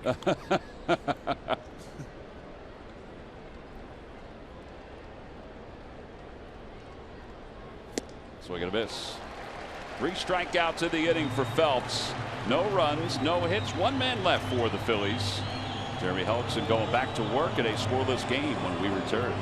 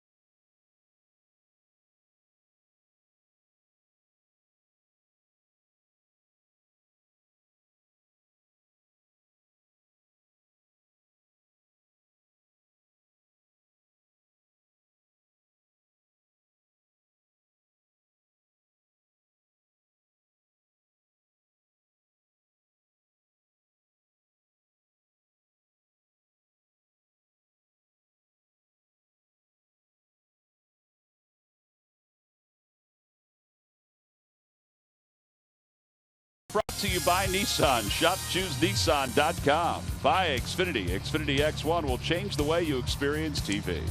And by WB Mason. You can't go wrong when you buy right.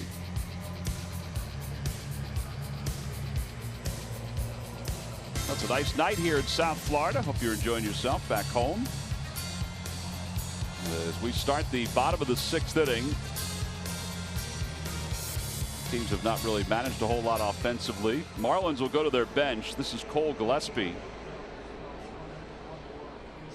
He'll pinch hit for David Phelps, who went 1 scoreless. Hey, Gillespie takes a breaking ball. It's 0-1. Boy, Jeremy Hellickson has been right on tonight. I know that he's, facing a team that he has dominated somewhat this year. 2-0 coming in with a 2.79 ERA.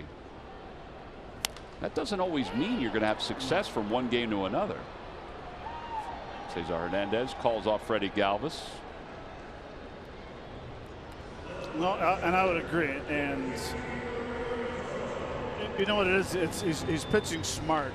Like the first pitch right there, a hitter's coming off as a pinch hitter. He's going to be looking for that fastball. What's he do? He flips in a nice, easy curveball to get ahead. Right.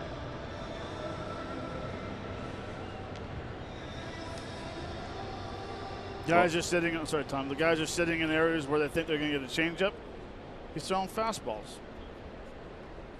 So he's pitching a little bit like an American League pitcher, backwards. Realmuto went after the first pitch in his last at bat and singled to left center field. Realmuto is 1 for 2. Popped out to Hellickson and singled. Off the hands, back toward the middle, backhand. Oh no, scooped up by Cesar, throws across his body in time. Yeah, there are 2 outs. I think initially he was going to backhand it, but then realized he had to come up for it because it wasn't hit as hard as he thought. Time now for the Jeep Stump the Fans trivia quiz answer. All right, Matt, here we go. What Cubs player walked twice in Cole Hamels' no-hitter on this date in 2015? Well, the only reason why I know that is because I was sitting beside you when you called it. Dexter Fowler. Dexter Fowler is correct. Log back on to Phillies.com to find out if you're the winner of a Phillies prize pack. And thanks for playing Jeep Stump the Fans.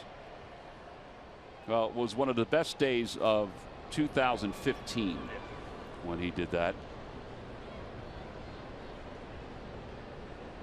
Incredible to think that that was his final start in a Phillies uniform. That's such a storied place against a good team. Martin Prado is 0 for 2.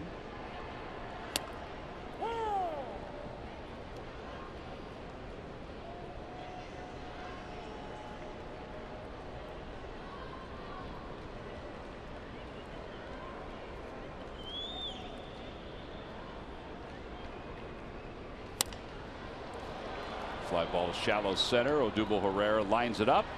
6 scoreless innings for Jeremy Hellickson. He's been comfortable again tonight. Let's see if the Phils can get him some offense when we come back for the top of the 7th.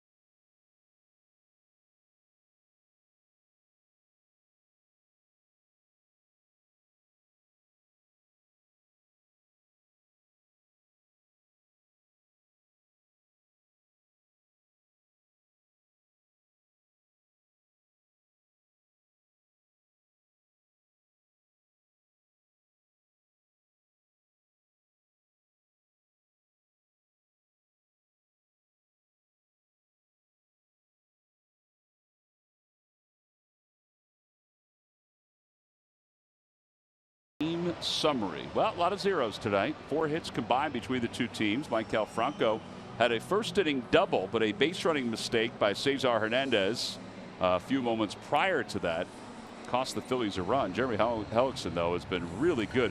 1 strikeout, 1 hit, 6 innings of work. Jared Cozart in his first start back in the big leagues, 3 strikeouts. The only hit for the Marlins is a JT Realmuto single to left center field. That's it. Here's Kyle Bearclaw. He'll take over for David Phelps, who pitched a scoreless inning.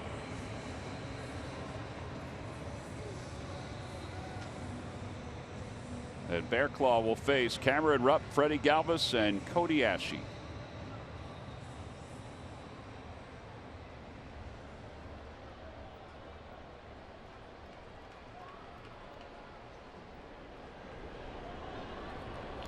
Cameron's 0 for 2. He's grounded out twice.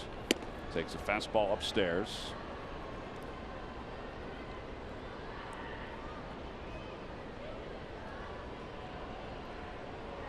Bearclaw with a very good arm. Average fastball, 96.32. We have seen him a lot since he was acquired from the St. Louis Cardinals.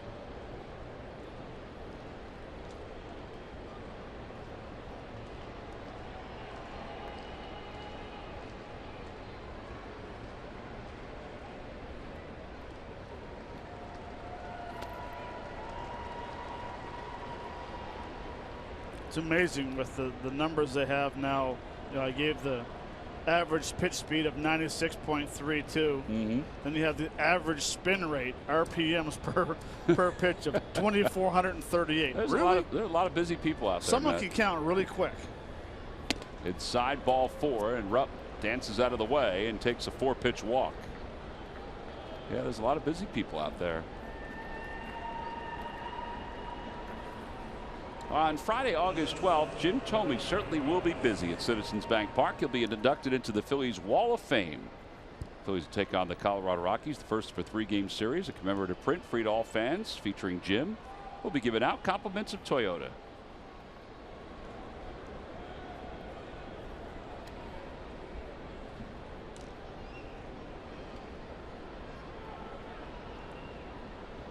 Prado's creeping in. Galvis squares, bunts it toward third base. It's a good one. Barehanded and dropped by Prado. And that puts runners on first and second. A single for Freddie Galvis, his 4th hit, or the Phillies' 4th hit of the night.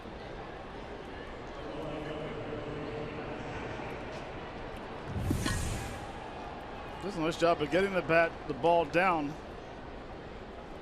This had some English on it. It was spinning a little bit.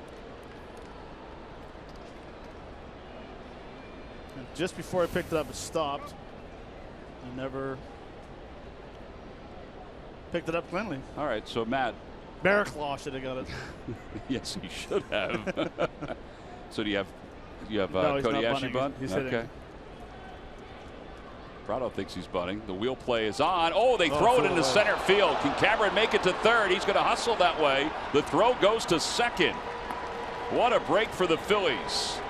E1, second and third with nobody out. Clean throw. They may have had him at second base. No, you think he got back? I think so. And this is a play here which a lot of teams don't use a lot anymore. You know, the shortstop's supposed to come in, tap his glove. Once he leaves and you see daylight in between the shortstop and the runner, then the second baseman breaks over. Do not see it very often with teams putting it on. Used to see it a lot. A ton. And now Juan Nieves will head out to talk to Bearclaw. And the count is 1 ball and no strikes. Something like that might rattle a young pitcher. And that's probably why Nieves is going out to chat with him. Now he walked Rupp on 4 pitches. Freddie Galvis bunted. You know, I think with that play we just saw, I think it's a tough play for a pitcher because basically you got to try to hit a running target. Your second baseman's coming in. You got to hit him on the move. If it's not perfect, you see what happened. You're going to throw behind the second baseman. You know, shortstops, you kind of lead those guys because that's on your arm side.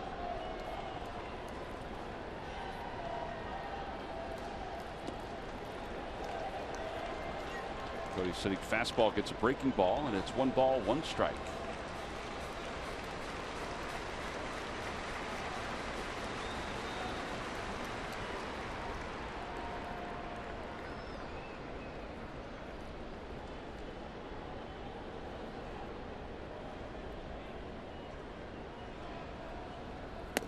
Pitcher spot is due up after Peter Borges. Because of that, the Phillies do have bullpen action.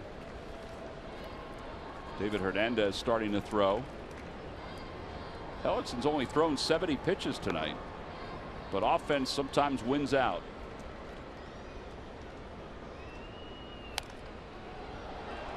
Two and two.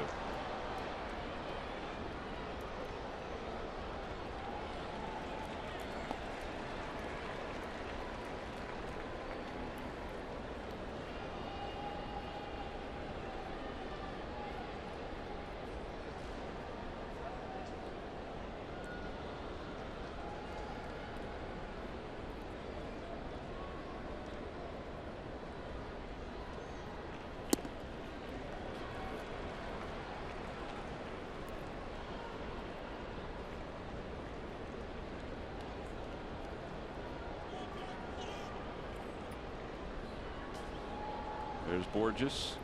Rupp's at third. Galvis is at second. Scoreless game, top of the 7th. And the 3-2 pitch. Check swing, ball 4. Oh, they said he went. Jerry Meals said that Cody actually went on that check. Cody's not saying anything, so he agrees. Unfortunately. And there's one away. Boy, that's a huge swing right there.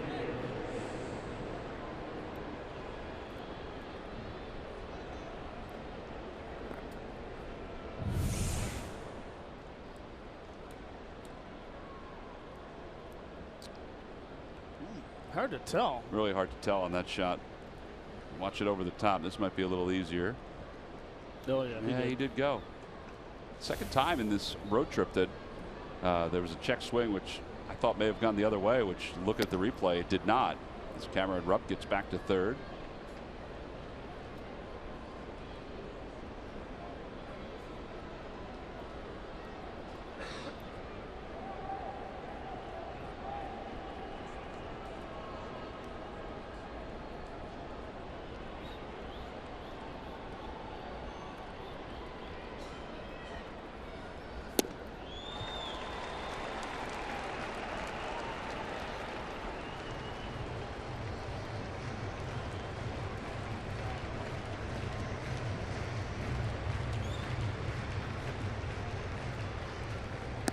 Don Mattingly just whistled to JT Realmuto. He wanted to lay down some more signs. With the runners at second and third. 1 ball, 1 strike. Infield is back.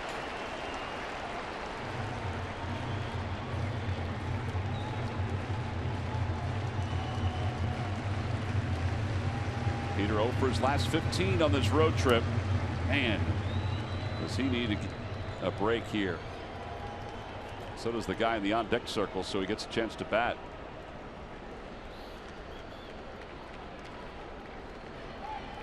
In the dirt, Realmuto, nice job blocking it. He has 32, or there have been 32 wild pitches while he's been catching for the Marlins, which is a lot. You would think that would be right up. Well, depends on how many the Toronto guys have with the knuckleball. Yeah, if they're deemed a wild pitch instead of a pass ball. 32 is a lot. Here's the 2-2 pitch coming to Borges. Swing and a miss. Back-to-back strikeouts for Bearclaw as the struggles with runners in scoring position continue for the Phillies, and Jeremy Hellickson is going to be asked back to the dugout. And Ryan Howard will come up as a pinch hitter. 70 pitches, and Hellickson is done. Offense wins out in a scoreless game.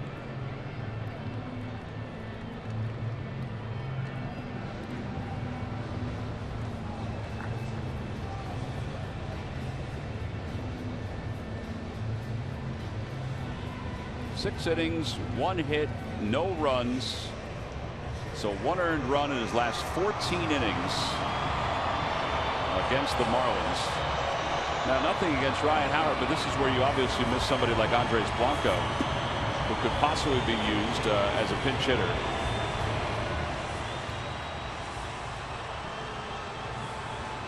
Boy, Hellickson was really good again tonight. Tremendous.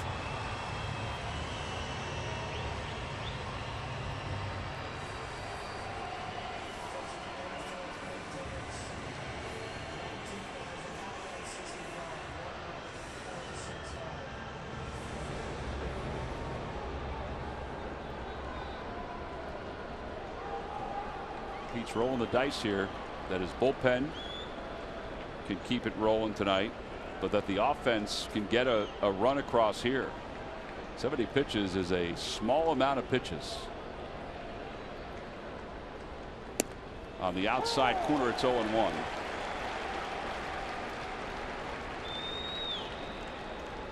Boy, what a shame. If they had gotten even 1 run, Hellickson might have batted. All they had to do was make contact. I know it's easier said than done. I would agree. If he got a run across, he would have stayed in the game. 0-2.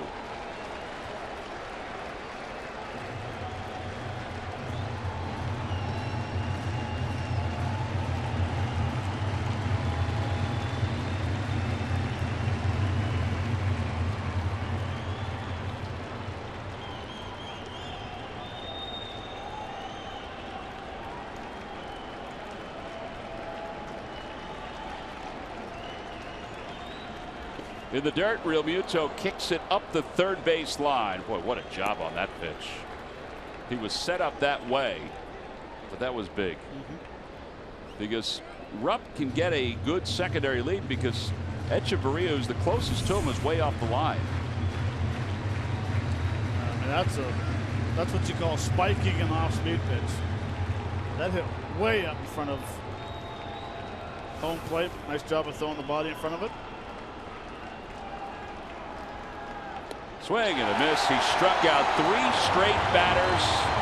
Once the Phillies got runners at second and third here in the top of the 7th inning. Wow. We'll move to the bottom of the 7th. Still scoreless.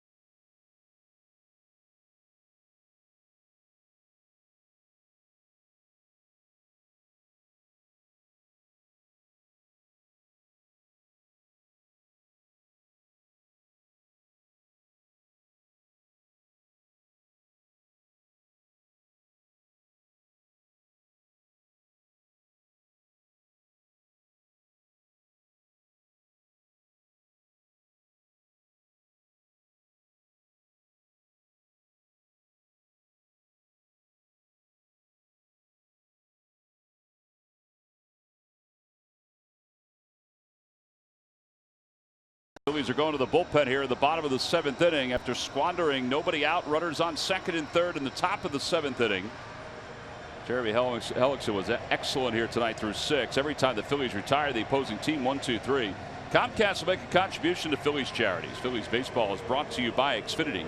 Xfinity X1 will change the way you experience TV. Here's David Hernandez, a 4.34 ERA.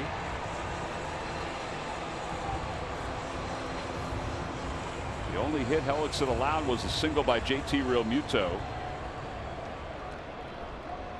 He walked 1. And he struck out 1. And Christian Yelich takes outside 1-0.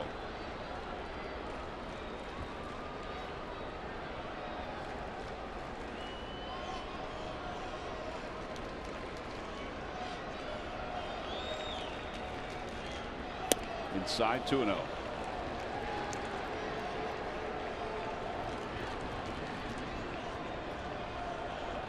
Fernando Rodney to pitch the 8th inning.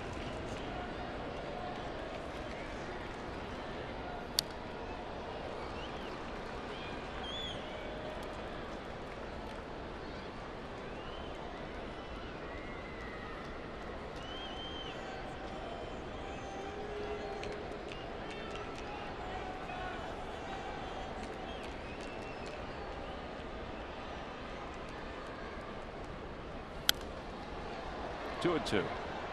Mentioned the Phillies had left all those runners on base in Pittsburgh this past weekend. Well, they've left 12 here tonight.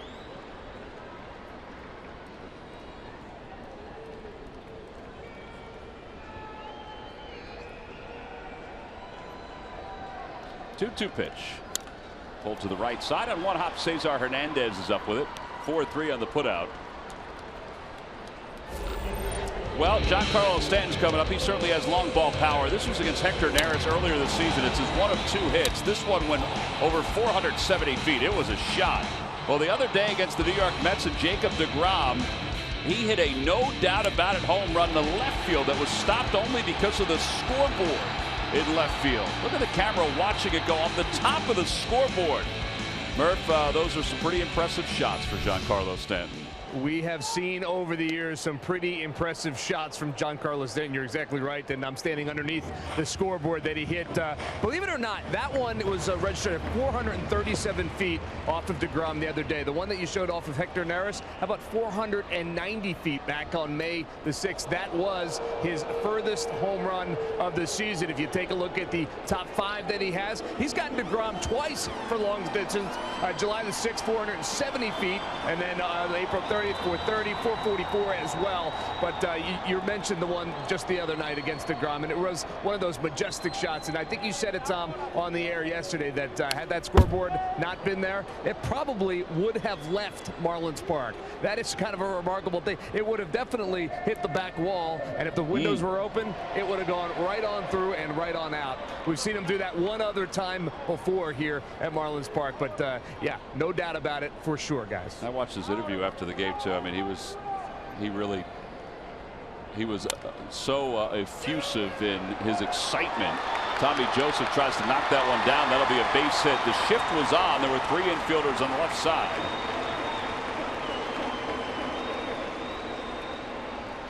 Well, it wasn't 490 feet or 470 feet, but it's his 3rd hit against the Phils this year.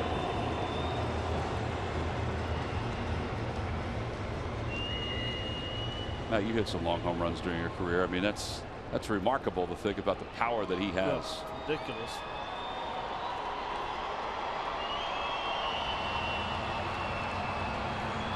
So Stanton's over at first, and now Marcell Ozuna's the batter. He's 0 for 2. He's flied out, and he's hit it to a fielder's choice.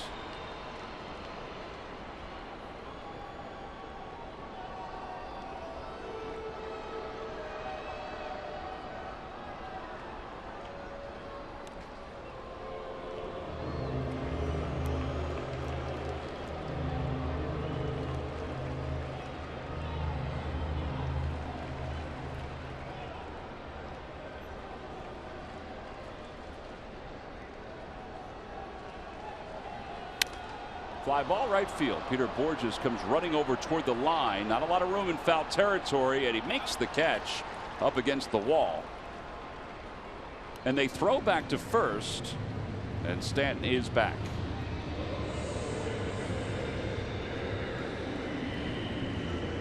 Just barely back, by the way. Just barely back, but it's amazing. Every ball that's hit in right field, you expect Peter Bourjos to make the play. Doesn't matter how far he has to run. We saw him Pittsburgh making very good plays over his left shoulder, covering a lot of ground. He covered a lot of ground right there. He sure did. Now Derek Dietrich, who reached on an error his last time up, and it's 0-1.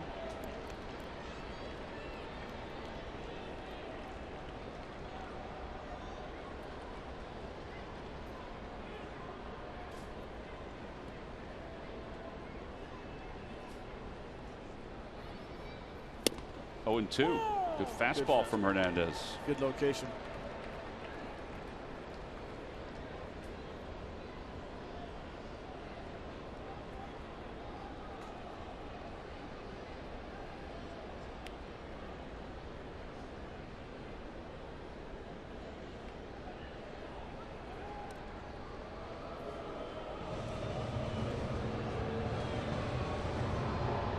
Phillies half of the 8th inning. They'll have the top of the order due up.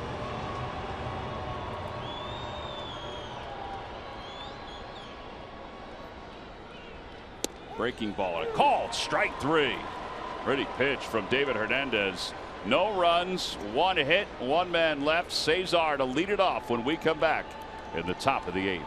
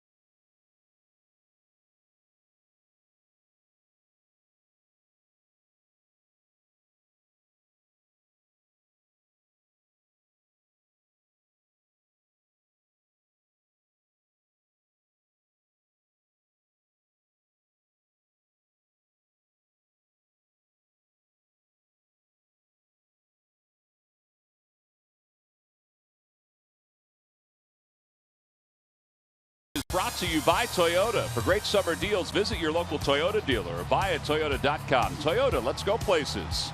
By McDonald's. Stop by McDonald's today and enjoy the new McPick 2 for $2.50 menu. I'm loving it. And by your local Ford stores. We're just a few miles from downtown Miami. That's where we stay.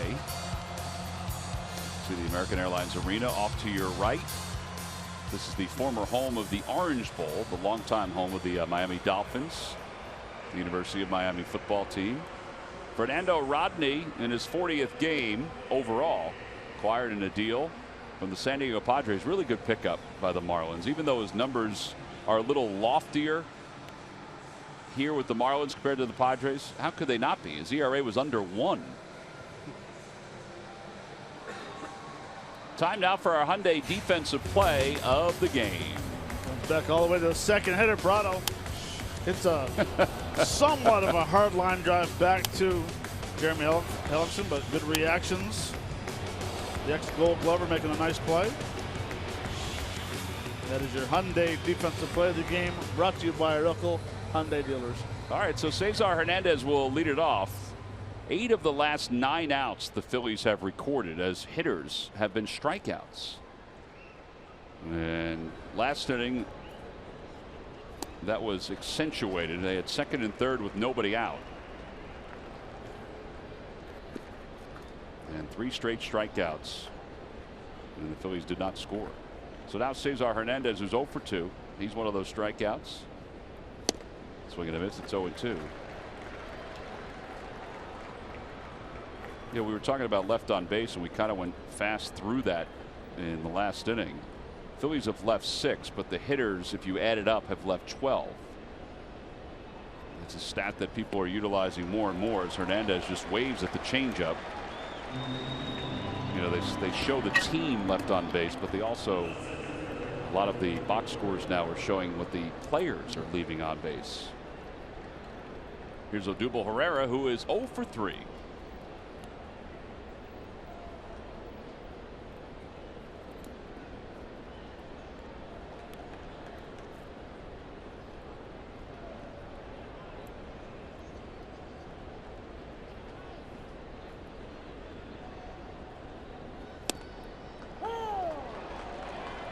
Odubel was dancing out of the way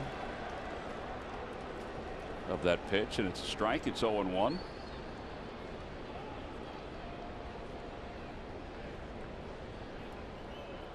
Batting second for the 13th time this year.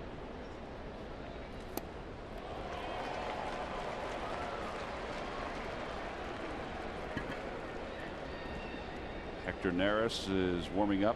He'll be next out for the Phils.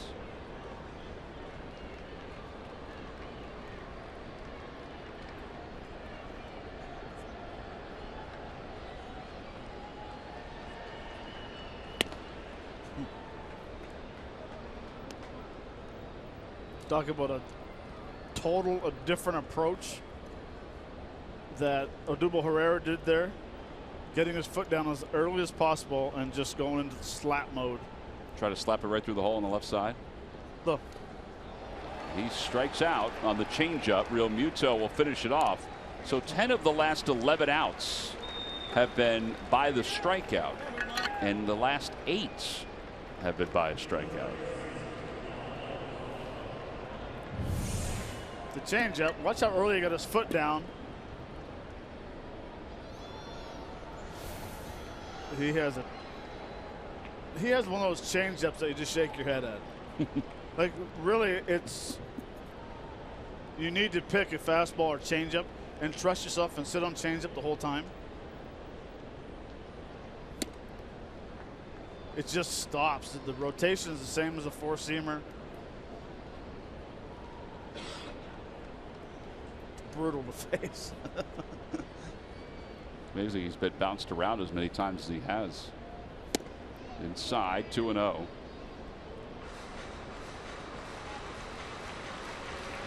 He still has a good fastball, 94. He used to throw 97, 98 with that Bugs Bunny changeup.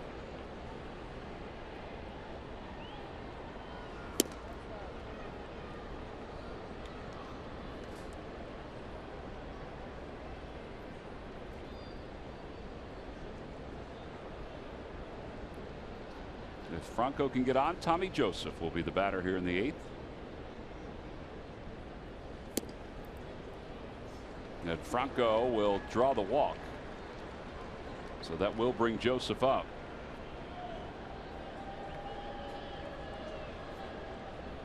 Franco has walked twice tonight. And he's also doubled. Tommy Joseph is 1 for 3.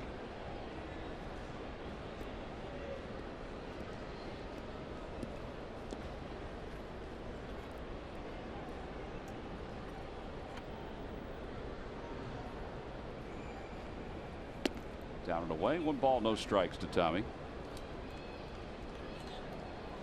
Prado is guarding the line at third. Echeverria is in a step at short. And Dietrich shaded toward the middle.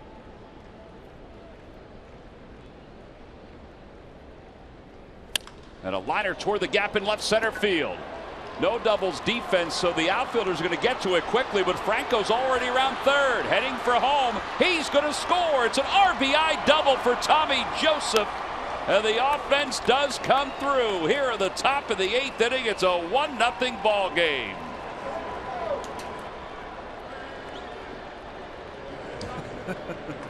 Well, you can strut a little bit now because the Phillies have the lead. 2 out walks come back to hurt you. Pitches a fastball right in the middle of the plate. Good swing, split in the defenders in the outfield. See, Franco's off the. Yeah, we wondered before where they'd have to hit it for him to score, and I'll tell you what, he did a heck of a job. He was moving. It wasn't even a play at the plate. He went in standing. Well, and it's all about hitting the bags right at second base and third base and coming around.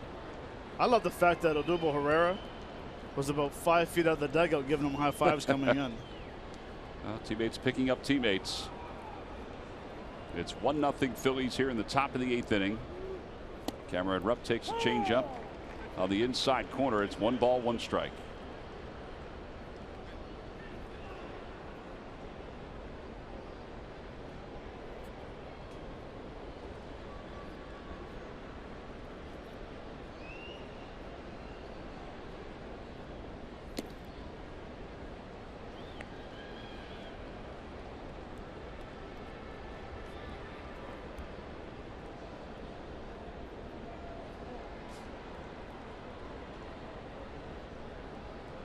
Cameron Rupp's uniform is a mess in this 8th inning. Catching all the innings. He's on the base paths as well. 3 balls and 1 strike. On the Toyota Major League scoreboard, the Rockies and the Orioles are tied at 2 in the top of the 8th inning. Nolan Arenado is 1 away from Trevor Story now for the National League lead in homers. Ball 4, and Cameron Rupp walks for the 2nd straight at bat. And the A-base is going out as Freddie Galvis is coming up. Freddie maybe should think about hitting right-handed. He said that changeup's been dominating versus the left-handed hitters. He's had a hard time throwing strikes or that changeup to right-handed hitters. Now, would that be something you think for a switch hitter, not that you were ever a switch hitter, that he would have to think about before the game? Like, if I face Fernando Rodney, I'm going to bat right-handed, you know, almost like Victorino used to do against knuckleball. No, because, I mean, you know, when you go over your scouting report and you hear the numbers from Rodney, he's a very good pitcher, good changeup, good fastball. You know, and he could come out tomorrow and dominate versus right-handers. Just one of, if you look at the first 2 at bats with Hernandez and Herrera. I got you. Yep. That's a good point.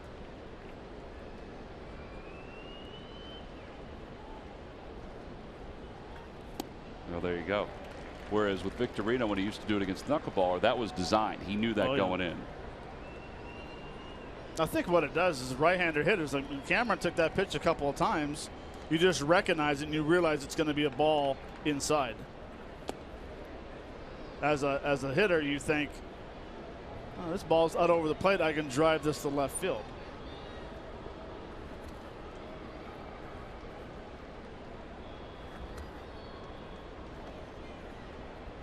Think about hitting this pitch right here to the third baseman. on the line.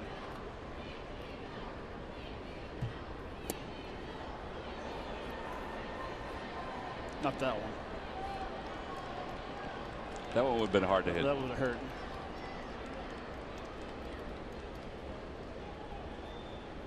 But this one here, he's in a 2-1 count. His best pitch has been his changeup to the left-handers. He's having a hard time throwing the fastball for strikes. So go ahead and dive in.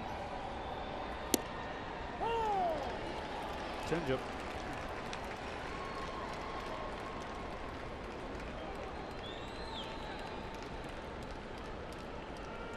Dustin McGowan is warming up in the bullpen.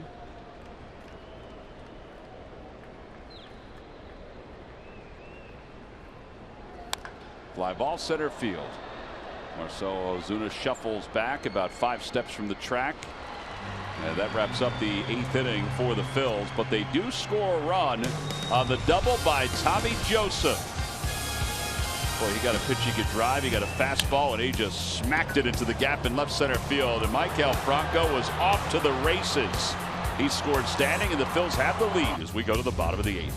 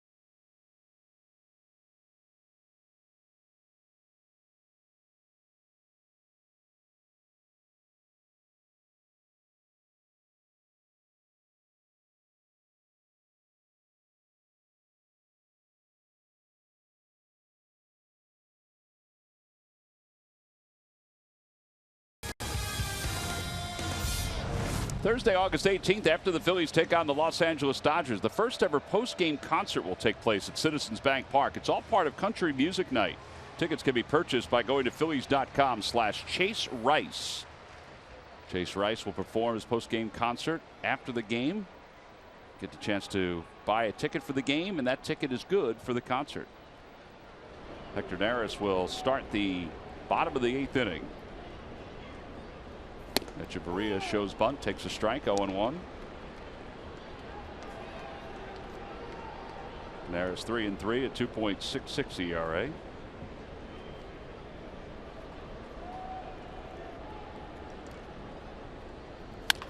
Over to shortstop, big hop for Freddie Galvis. 1 out.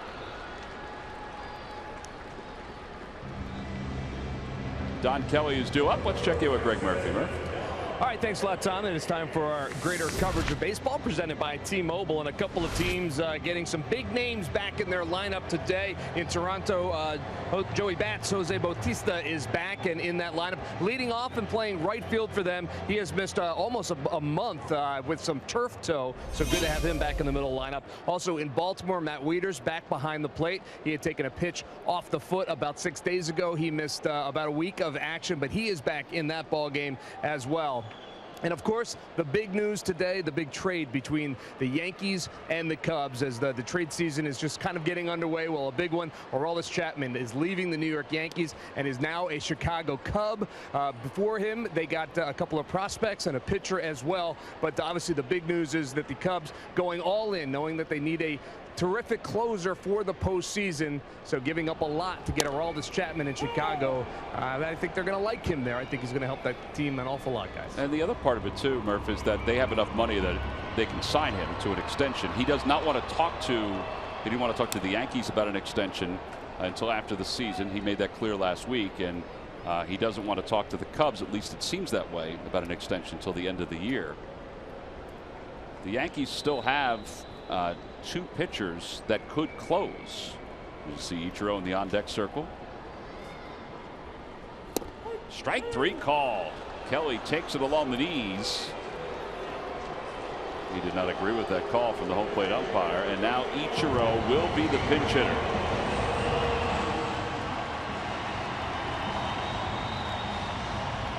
Four hits away from 3,000. There are so many members of the Japanese media that are here. They're covering this from Japan, more so than what we even saw at our place.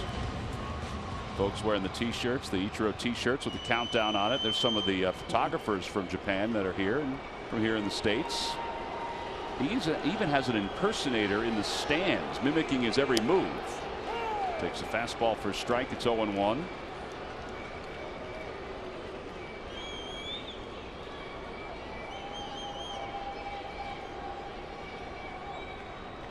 Tapper back to the mound, and Hector Neris has it. And a low throw handled by Tommy Joseph, and Ichiro remains 4 hits away from 3,000, and the Phils remain in the lead. It's 1-0 as we go to the top of the 9th inning here at Marlins Park.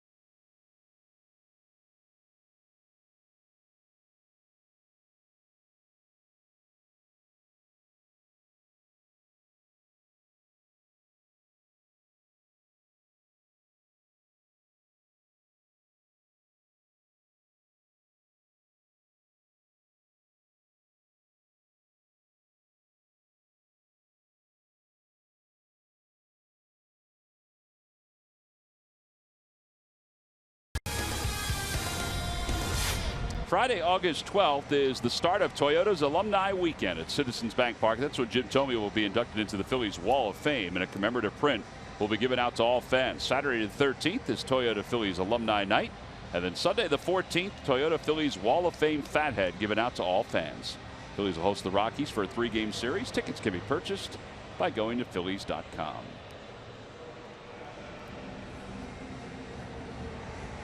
Top of the 9th inning, it's 1-0. Phillies are on top, looking to add to it here. A.J. Ramos, 43rd ball game. What a year he's put together. 31 of 32 saves with a 2.03 ERA. 40 innings, 52 punch outs. Now the walks are up a little bit, 21, but he's only allowed 25 hits this year. It's been really good. And he has a tremendous changeup as well.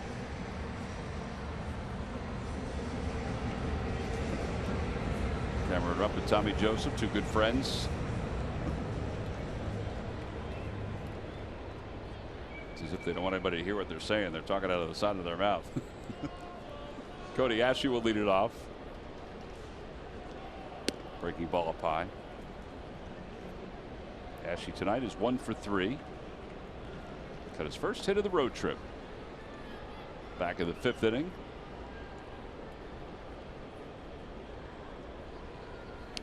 And he is hit by a pitch, so that'll put a runner at first base.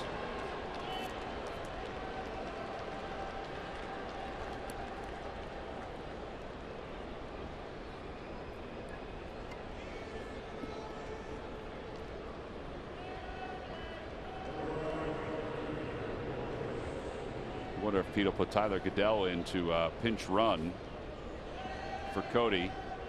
A little quicker. And he'll stay in the game to play left field. There's Tyler.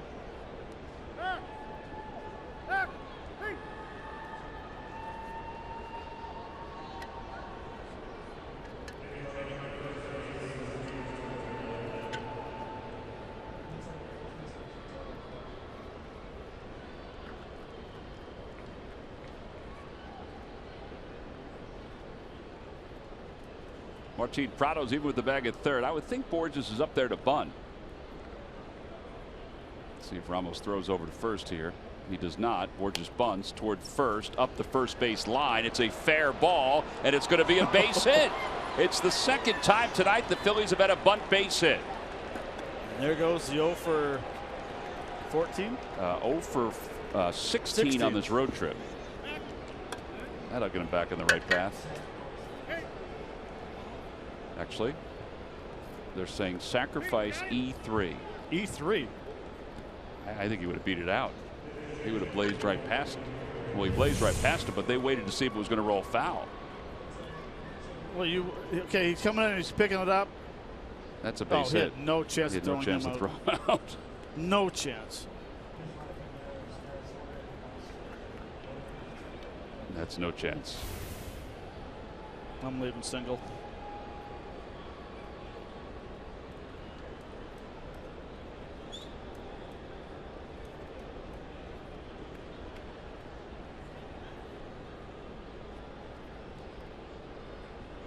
Jimmy Paredes will pinch hit, and he bunts up the third base side. That's a perfect bunt. Ramos stumbles and throws. What a play. That's a sacrifice. 1-3 on the putout. That is an excellent play by Ramos.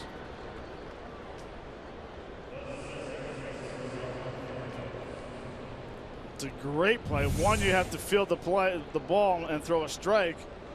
But watch how the third baseman cuts right in front of him, does the Matt Houston roll, and then throws over top of him. That was unbelievable. Matt Houston was an excellent show, by the way, Yeah, Matt. it was. This is a great play. It's a great bunt as well. All right, here's Cesar Hernandez with runners on second and third. The infield creeping in. And a strike to Cesar. Now that's twice that Real Muto has come up and faked the throw to third base. All he's doing is telling the third baseman, the third base runner, don't be getting too big of a secondary lead. Because you're going to be going on contact in this situation, so you want to get as far as you can.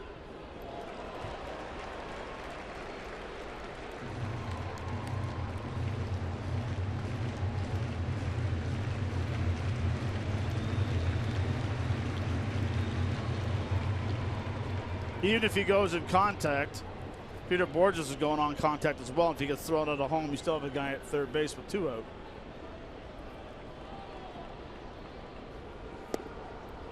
Leaks outside, and it's 1 ball and 2 strikes.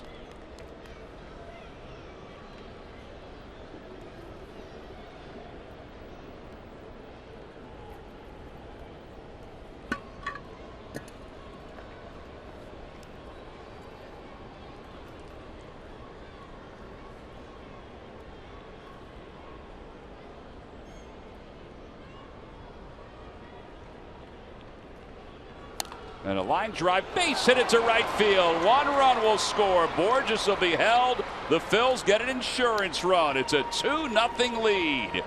Just off the glove of Don Kelly and into right field.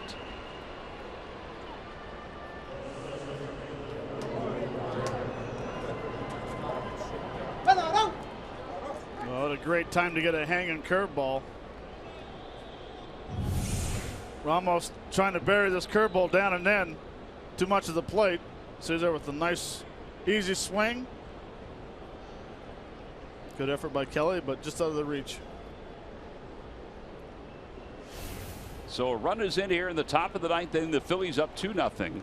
And the infield is in again. Odubel Herrera is the batter.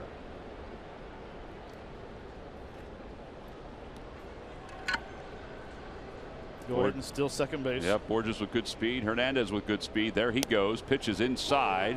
Corner. No throw. Now second and third. 10th stolen base of the year for Cesar.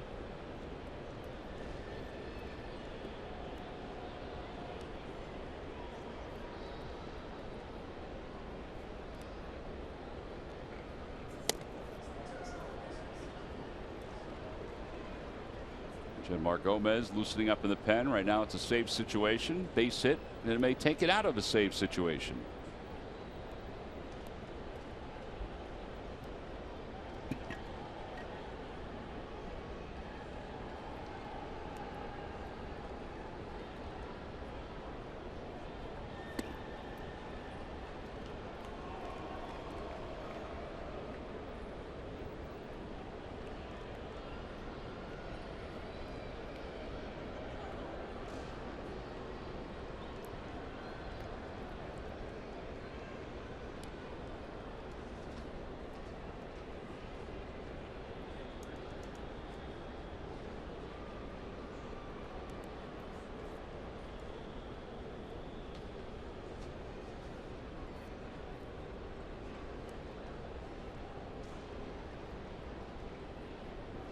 Back toward the middle, off the mound. Echeverria stumbles, comes to the plate, off the glove of Realmuto. One run is in. Here comes Hernandez. He'll score.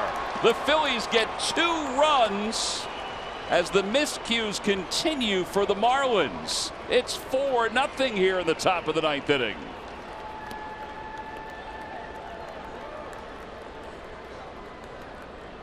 Well, the last time the Phillies were here, this is what happened.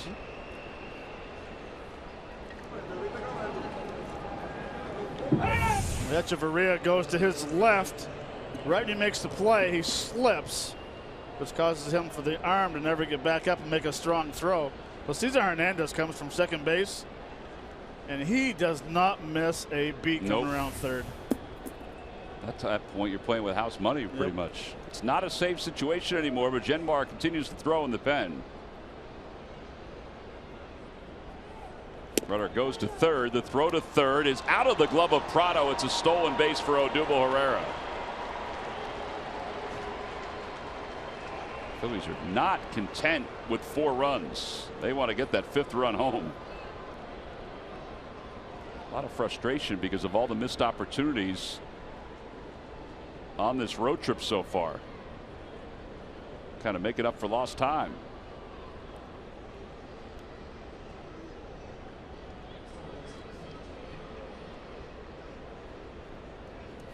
Franco takes outside. 1 ball, 1 strike. I like the fact that they put the foot on the pedal there. And Odubel, even though he's in scoring position, you never know. Forces the infield in, gives Franco a little different landscape. I agree. Now they'll walk Franco intentionally, and it'll give Tommy Joseph a little different landscape.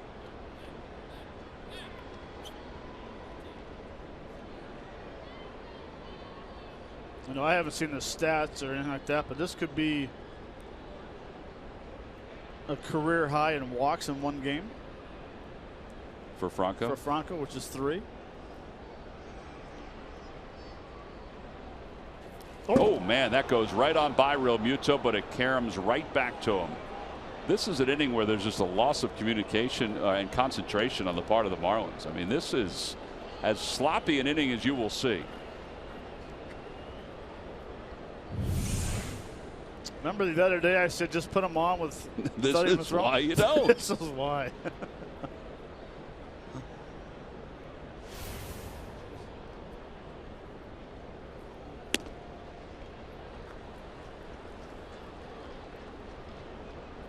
All right, that's an 87-mile-an-hour pitch out for an intentional walk.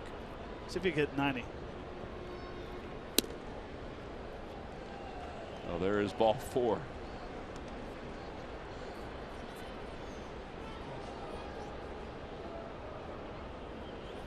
Tommy Joseph had the hit that gave the Phils the lead in the last inning. Juan Nieves coming out to talk to his pitcher. Look at it right here. Yeah, you get a fastball inner third of the plate, split the gap, and Michael Franco did not miss a beat coming around, scoring from first base. Nice swing, nice easy swing.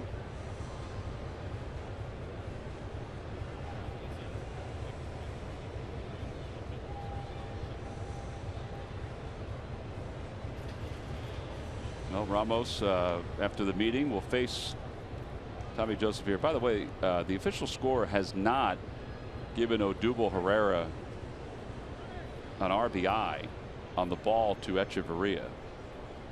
And his explanation is that his assumption is that Echeverria, if he hadn't fallen and if he had made a better throw, would have thrown out Borges at home. Yeah, but if I didn't swing and miss so many times, I might have hit 500 home runs. I don't think he would have thrown out Borges at home. He was going on contact. Runners on first and third, one out here in the top of the ninth. Breaking ball, and it's 0-1.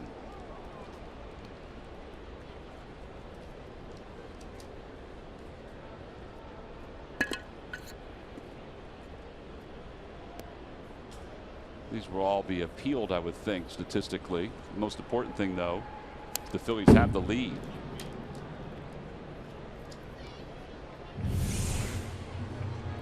This is the play you were talking about, Tom.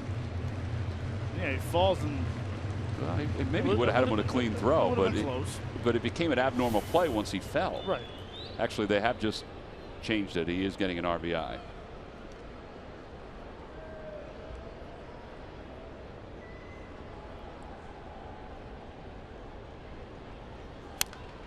Popped him up foul. I wouldn't be surprised if in about 11 hours we get an email saying that they changed the E3 to a single for Peter Borges. Well, I think when he does look at it, I mean, because Kelly waited to see if it was going to roll foul, then he picked it up. At that point, Borges was already at first. It's not an error to let it roll foul. Maybe an error in judgment. Inside, 1-2 to Joseph.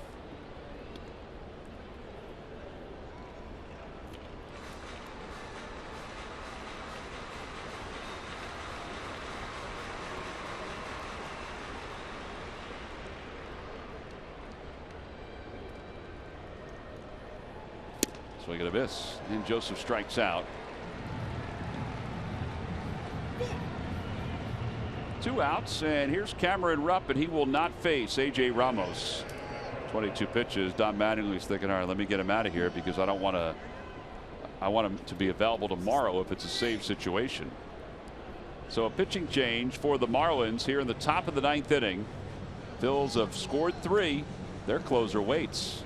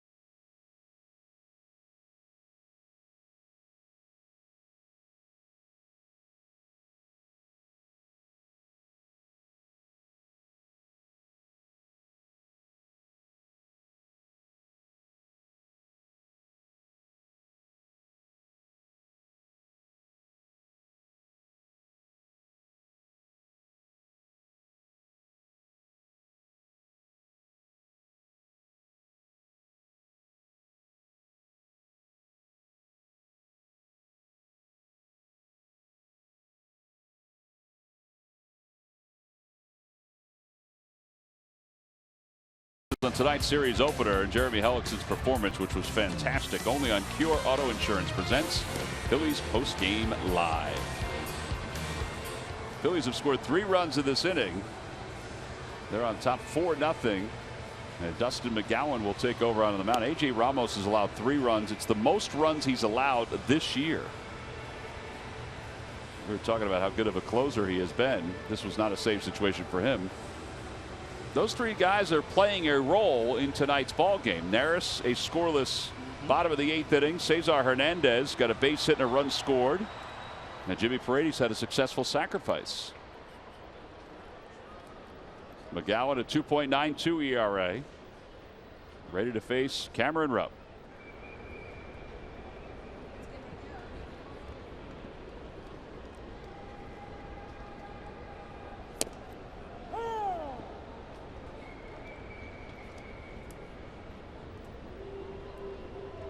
Well, you always try to tell your players the first game of the series, get into the bullpen early.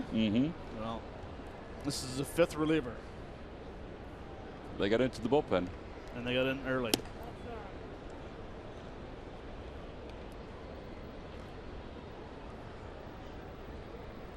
And we'll see if it has an effect on tomorrow's game, which begins at 7 o'clock on CSN.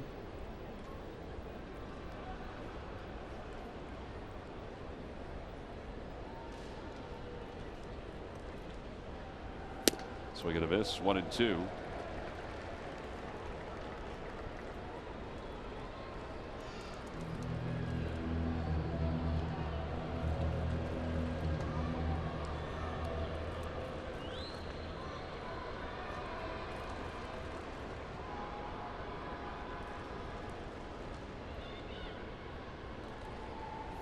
Inside and low, 2-2.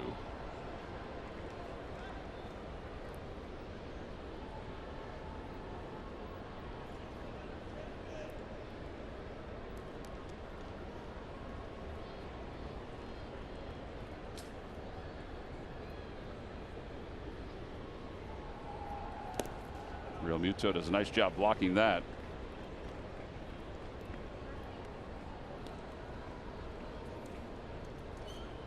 Might have gotten a little lucky too, but he did a nice job getting his body out.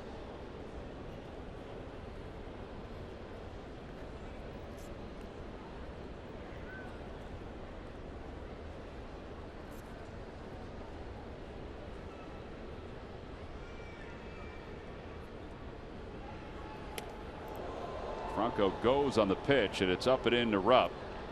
That might get your heart beating a little bit after you've been hit by a pitch. It's ball 4. And the Phillies have reloaded the bases.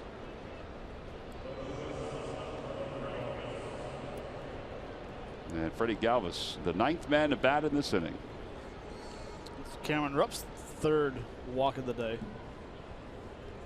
Or did I write it down wrong? Oh, no, you're right. 3rd walk, yeah. I was counting to see how many walks have been the last 3 innings. Fastball to Galvis.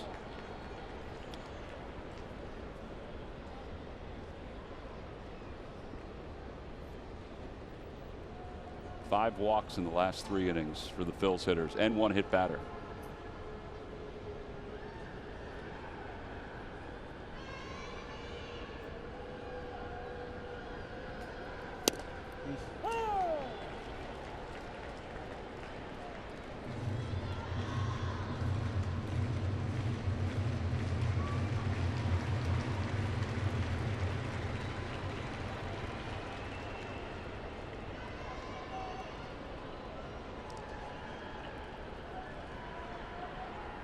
Swing and a miss. Galvis strikes out. Real Muto just tapped home plate to finish off the strikeout. The Phils get 3 runs in the inning. Yeah, they leave them loaded in the top of the 9th inning, but they did some damage, capitalizing on miscues, and now Gomez will try to get the last 3 outs before we go home.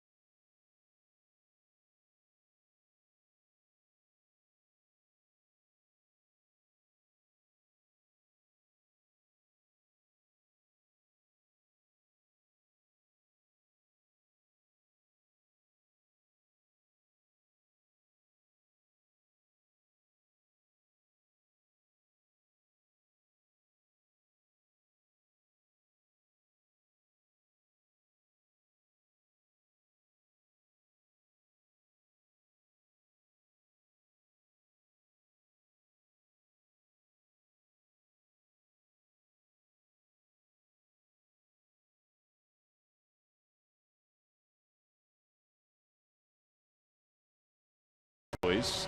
Tyler Goodell will take over in left field after he pinch ran for Cody Asche. There's Gomez, 3-2, a 2.76 earned run average.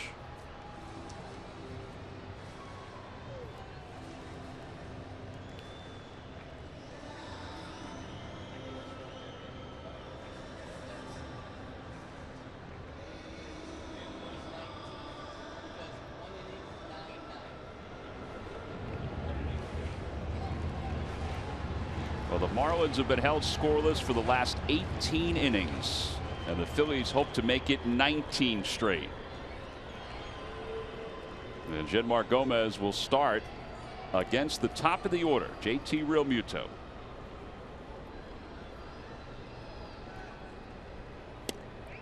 Pitch is high, 1 ball, no strikes. David Hernandez pitched a scoreless inning. He pitched the scoreless 7th in relief of Hellickson, who went 6 innings, 1 hit, no runs. Hernandez allowed 1 hit. Hector Neris pitched a perfect 8th inning.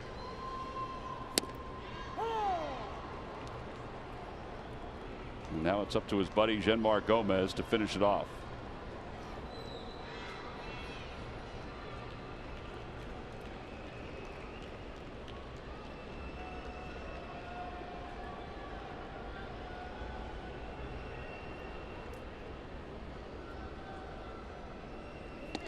Inside, 2-1.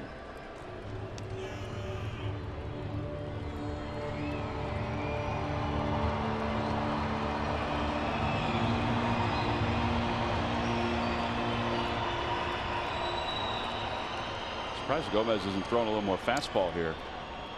Thrown 3 pitches, 1 fastball. No, I would agree. Slider, fastball, and a change. Up the third base line, foul. There's a fastball.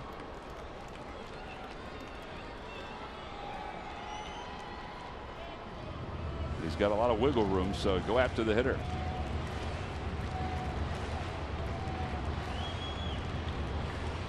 I wonder if that's just a case of the scouting report is maybe swings early at fastballs.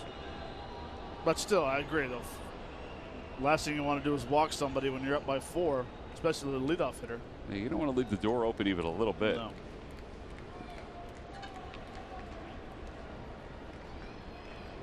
Two balls, 2 strikes to Realmuto. He's 1 for 3 in this game. And he lines it foul.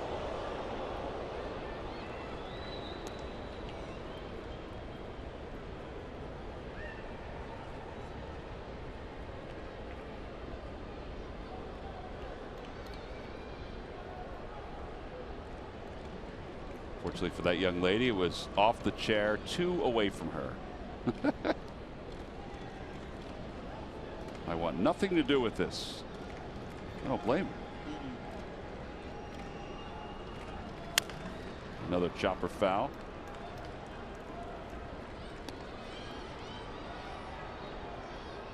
It'll be Realmuto, Martin Prado, Christian Yelich to begin the bottom of the 9th inning.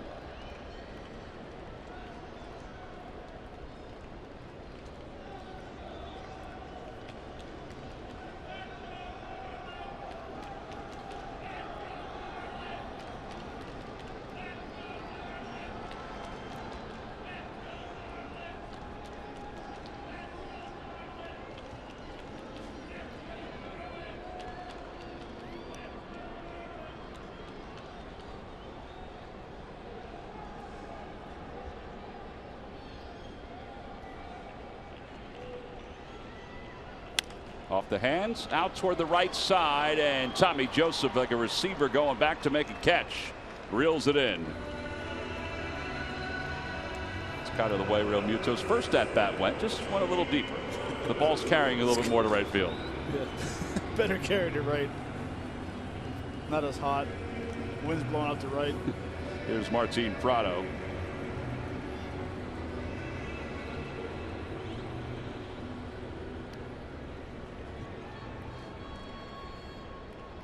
Prado is hitless in 3 at-bats. Just 2 hits tonight for the Marlins. Hellickson allowed 1. Hernandez allowed 1. Fastball, 0-1. Well, you're right, Matt. I think what you said about scouting report with Real Muto was right on. Because I think here they anticipated Pratto was just going to take a pitch.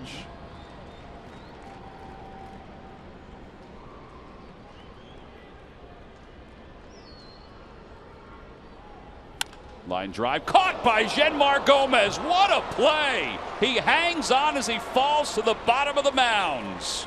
2 outs here in the 9th inning. Well, that actually pushes aside our Hyundai defensive play of the game made by Jeremy Hellickson on the soft line drive. This was a very athletic play and a great reaction. It's like deja vu, just a different pitcher. Pratto's got to realize that our pitchers are very good athletes. And a lot of PFP, pitching fielding practice. And that's why we react when we catch balls behind you like that. Boy, that's an excellent play. It's a very good play. First one he hit off the end. That one he jammed himself, but still, both of them are great plays. All right, so that means that Odubel Herrera should be ready out in center field for Christian Yelich, because if the 9th inning yes. is played the way the 1st inning was, it would be a pop up to the right side of the infield softly, a liner back to the mound, and a fly ball to center. Off a changeup. Well, that could happen. Fastball outside, 1-0.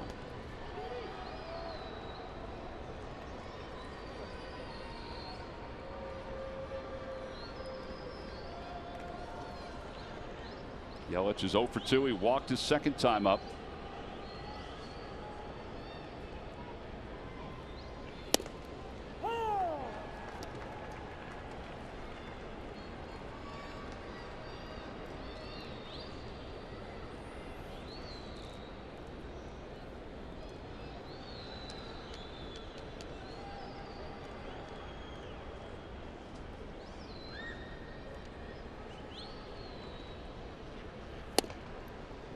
Good spot, 1-2.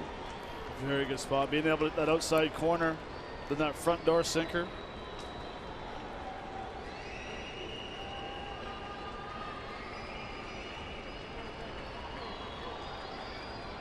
Phillies fans trying to even up this road trip. 2 wins, 2 losses. Up high.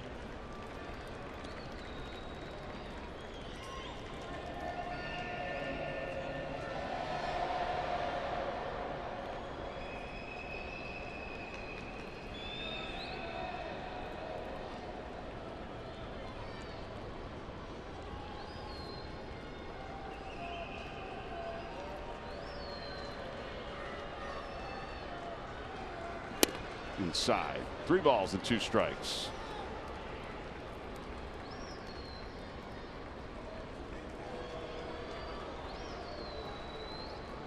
Phillies have a league leading 10 shutouts. This would be number 11. They had 3 all of last year. Genmar needs 1 more out. Tapper left side, charging is Franco. He's got it, throws to first in time, and the Phillies win the opener of this 3-game series, 4-0. It is their 11th combined shutout of the 2016 season. They had 7 all of last year, and it's the first time the Marlins have been shut out in consecutive games since 2013, when they were shut out 3 straight games by the Milwaukee Brewers. For the Phillies, 9 of the 11 shutouts have come on the road, and this was late heroics really for the Phillies. This was a scoreless game until Tommy Joseph's RBI double made it a 1-0 ball game, and then things unraveled for the Marlins in the top of the 9th inning. Here's our WB Mason delivery of the game, and this is what gave the Phillies the lead to start. This comes back in the 8th inning after Michael Franco walks with 2 outs. Tommy Joseph gets a fastball right down the middle. They swing the bat very